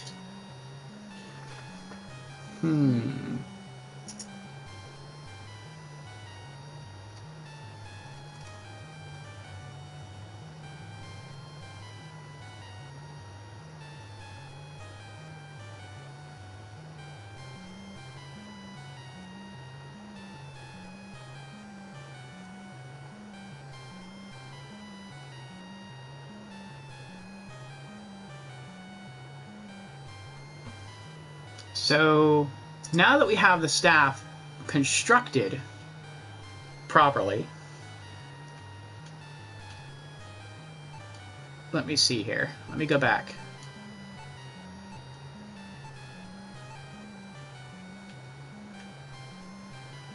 Slayer asks, Orfeo, did you buy Uncharted 4 yet? Yes, I did, Slayer. Yes, I did. In time, I hope to stream through the Uncharted series. I'll probably be doing so on a future Friday for Franchise Fridays, but not yet. Slayer says, read this. Uncharted 4 and Lost Legacy standalone versions delisted from PlayStation Store. Oh, that stinks. I'm glad I got it. Abrax says, oh, neat. I love that viewer count widget you have on your stream. Yeah, that's kind of neat. It's not on every stream, though. So right now, I'm actually streaming this game directly from the PlayStation 4, and so that's just a console feature. And it's not something you can turn on or off, but I think it's pretty cool. I actually prefer it on. So when someone sends a message, even though I do have a monitor right next to me that I'm using to monitor chat, if someone sends something, it does flash on the screen, so I know that to kind of look to my right. Abrax says, oh, I mostly look on PC-based streamers, haha. Well, I stream from a bit of everything. I do PlayStation 4, Xbox, PlayStation 3, 2, 1, Vita, PSP, PC. Okay, let me read the scroll again. 5 to find, 3 or 1. 1 gives access to the Bladed Sun. Okay, so that's done. The silver orb to banish below. Okay, so we have to use the silver orb to banish the beast that came from below. The Staff of Ages to vanquish the foe. Joining to the Golden Blade The last to invoke the Platinum Horn. Okay. Okay. So now, let's go back to the staff. And let's save our game again. What? Oh, it's not letting me save the game.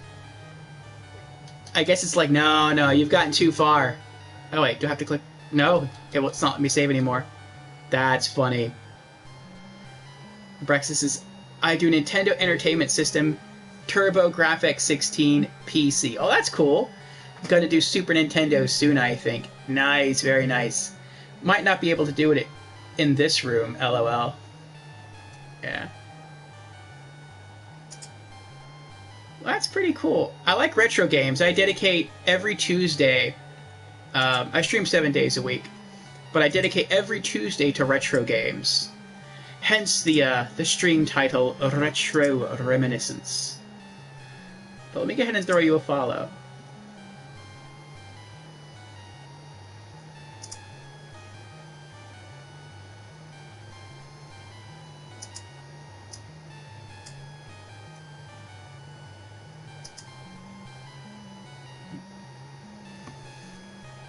Welcome to our magic menagerie, Abraxas. Thank you for the follow, Abraxas.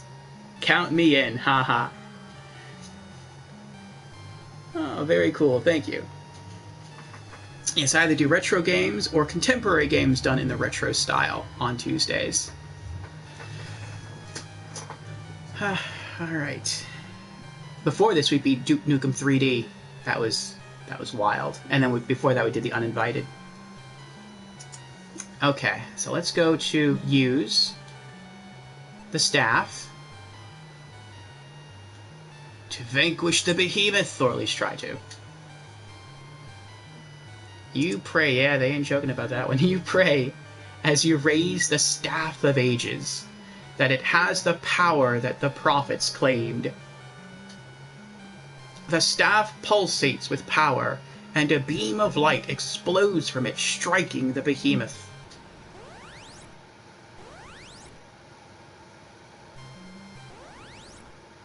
Whoa, what?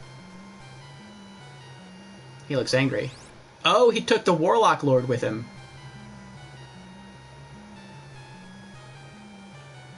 The creature screams in agony, thrashing back and forth in great pain. In his rage, he grabs the Warlock Lord and descends into the depths forever. You can hear the Warlock Lord's screams fade into silence. Suddenly, it is very quiet. A beautiful light seems to fill the cavern. The morning sun, you say to yourself. It is over. Good game! Oh, thank you for the biddies, Abraxas. I appreciate that.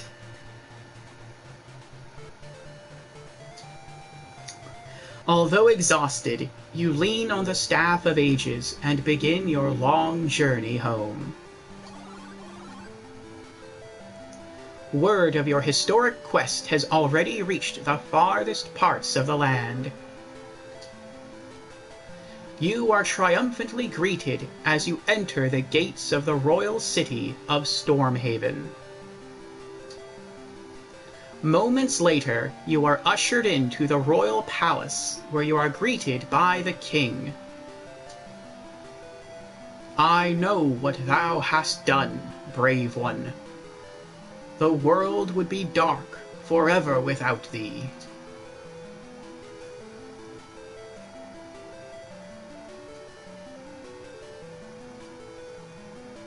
Abraxas says there's more story, it just gets stuck here for like 30 seconds. Oh, okay. Maybe that's just to savor the moment. You are bestowed a kingdom to rule, and the king's fair daughter's hand. Literally just stops reading inputs for a bit. Interesting. As you leave the throne room, you know that although this quest is over, others await. After all, the bards will need new legends to sing of and new tales to tell. The first story's end.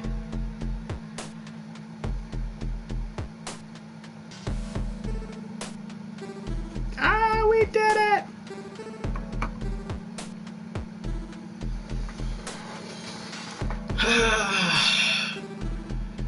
That was good. I do like my point-and-click adventures, and I do like retro games, so joining the two together was a very pleasing experience.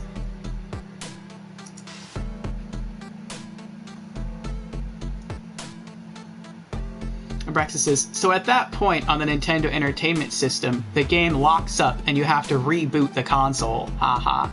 Oh, wow. Abraxas says, me too.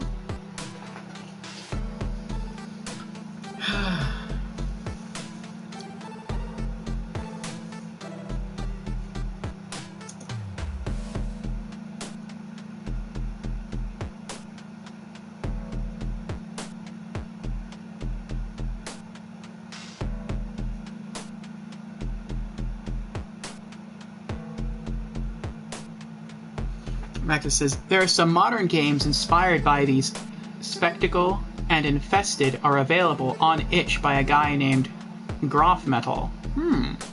And on Steam, there's one called From Beyond Prologue. Interesting.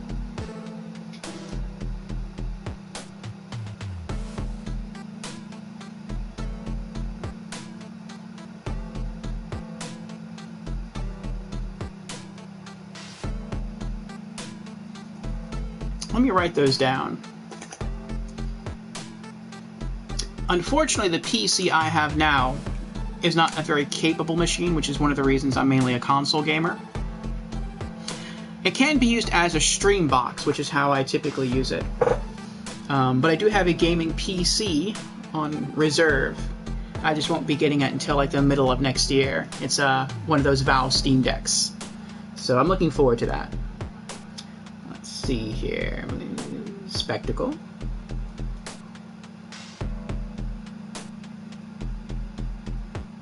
And Infested. I do take game suggestions from itch.io and From Beyond Prologue. From Beyond Prologue. In fact, the next game we'll be streaming on this channel, well, the next game we'll be streaming for Tuesdays for Retro Reminiscence, is a viewer suggestion. Someone suggested a side-scrolling platformer, shooting platformer called Blockman. And I understand it's a Flash game. However, again, I'm mainly a console gamer. So I found there's actually 2 different Blockman games that are sequels to the original Blockman on Xbox. So next Tuesday, we'll be streaming Blockman 1988. I don't know how long that is. It looks fun, though. And then after that, we'll be moving on to Bloodstained, Curse of the Moon. So I'm pretty excited about that one. Okay, Prologue from Steam.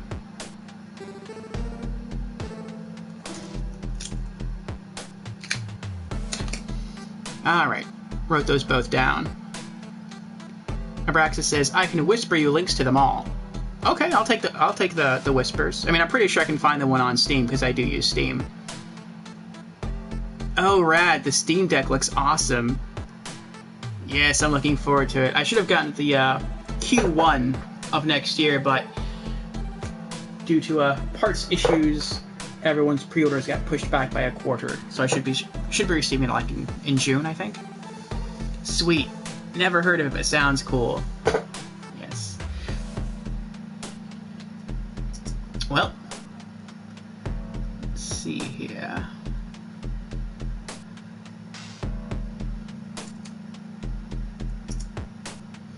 Okay.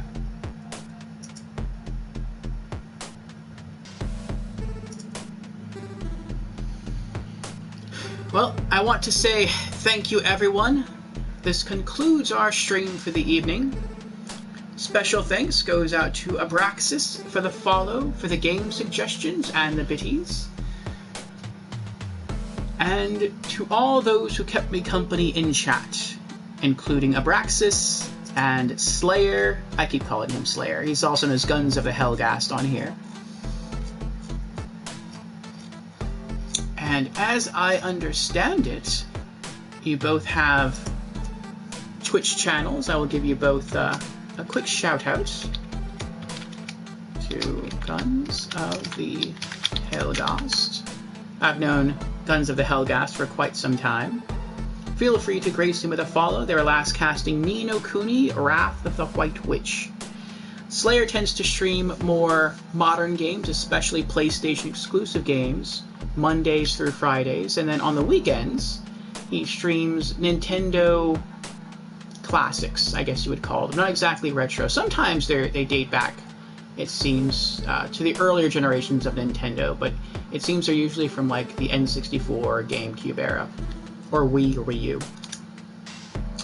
And shout out to our new friend, Abraxas. I'm gonna make sure I spell it properly. 86, there we are. Feel free to grace Abraxas with a follow as well. They were last casting a Virtuaverse. I haven't heard of Virtuaverse. What's that about?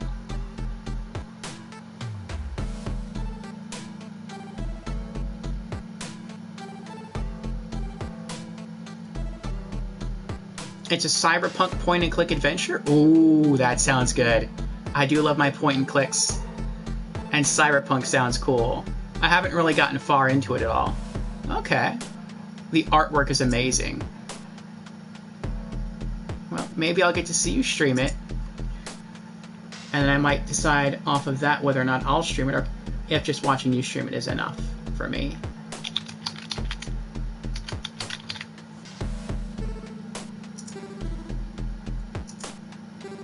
Okay, let me set up the raid here to Mr. Charles Q. Banks. He is a very enjoyable streamer, at least I think he is. And right now he is streaming a game called Biomutant. He's typically a Souls streamer. He loves Demon Souls and Dark Souls and so forth, and he's actually been an inspiration for me to start Demon Souls in the not too distant future. I'm still searching through the classes though to see which one I'll start. But Abraxas says, I'm a late streamer, lol. Half past midnight Eastern or later usually. I'm usually still up about that time, so we'll see.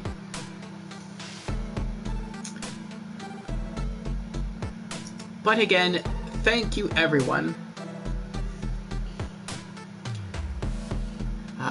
The next time will be, or rather next Tuesday for Retro Reminiscence. Again, we'll be back with Blockman 1988, a side-scrolling shooter platformer, third person.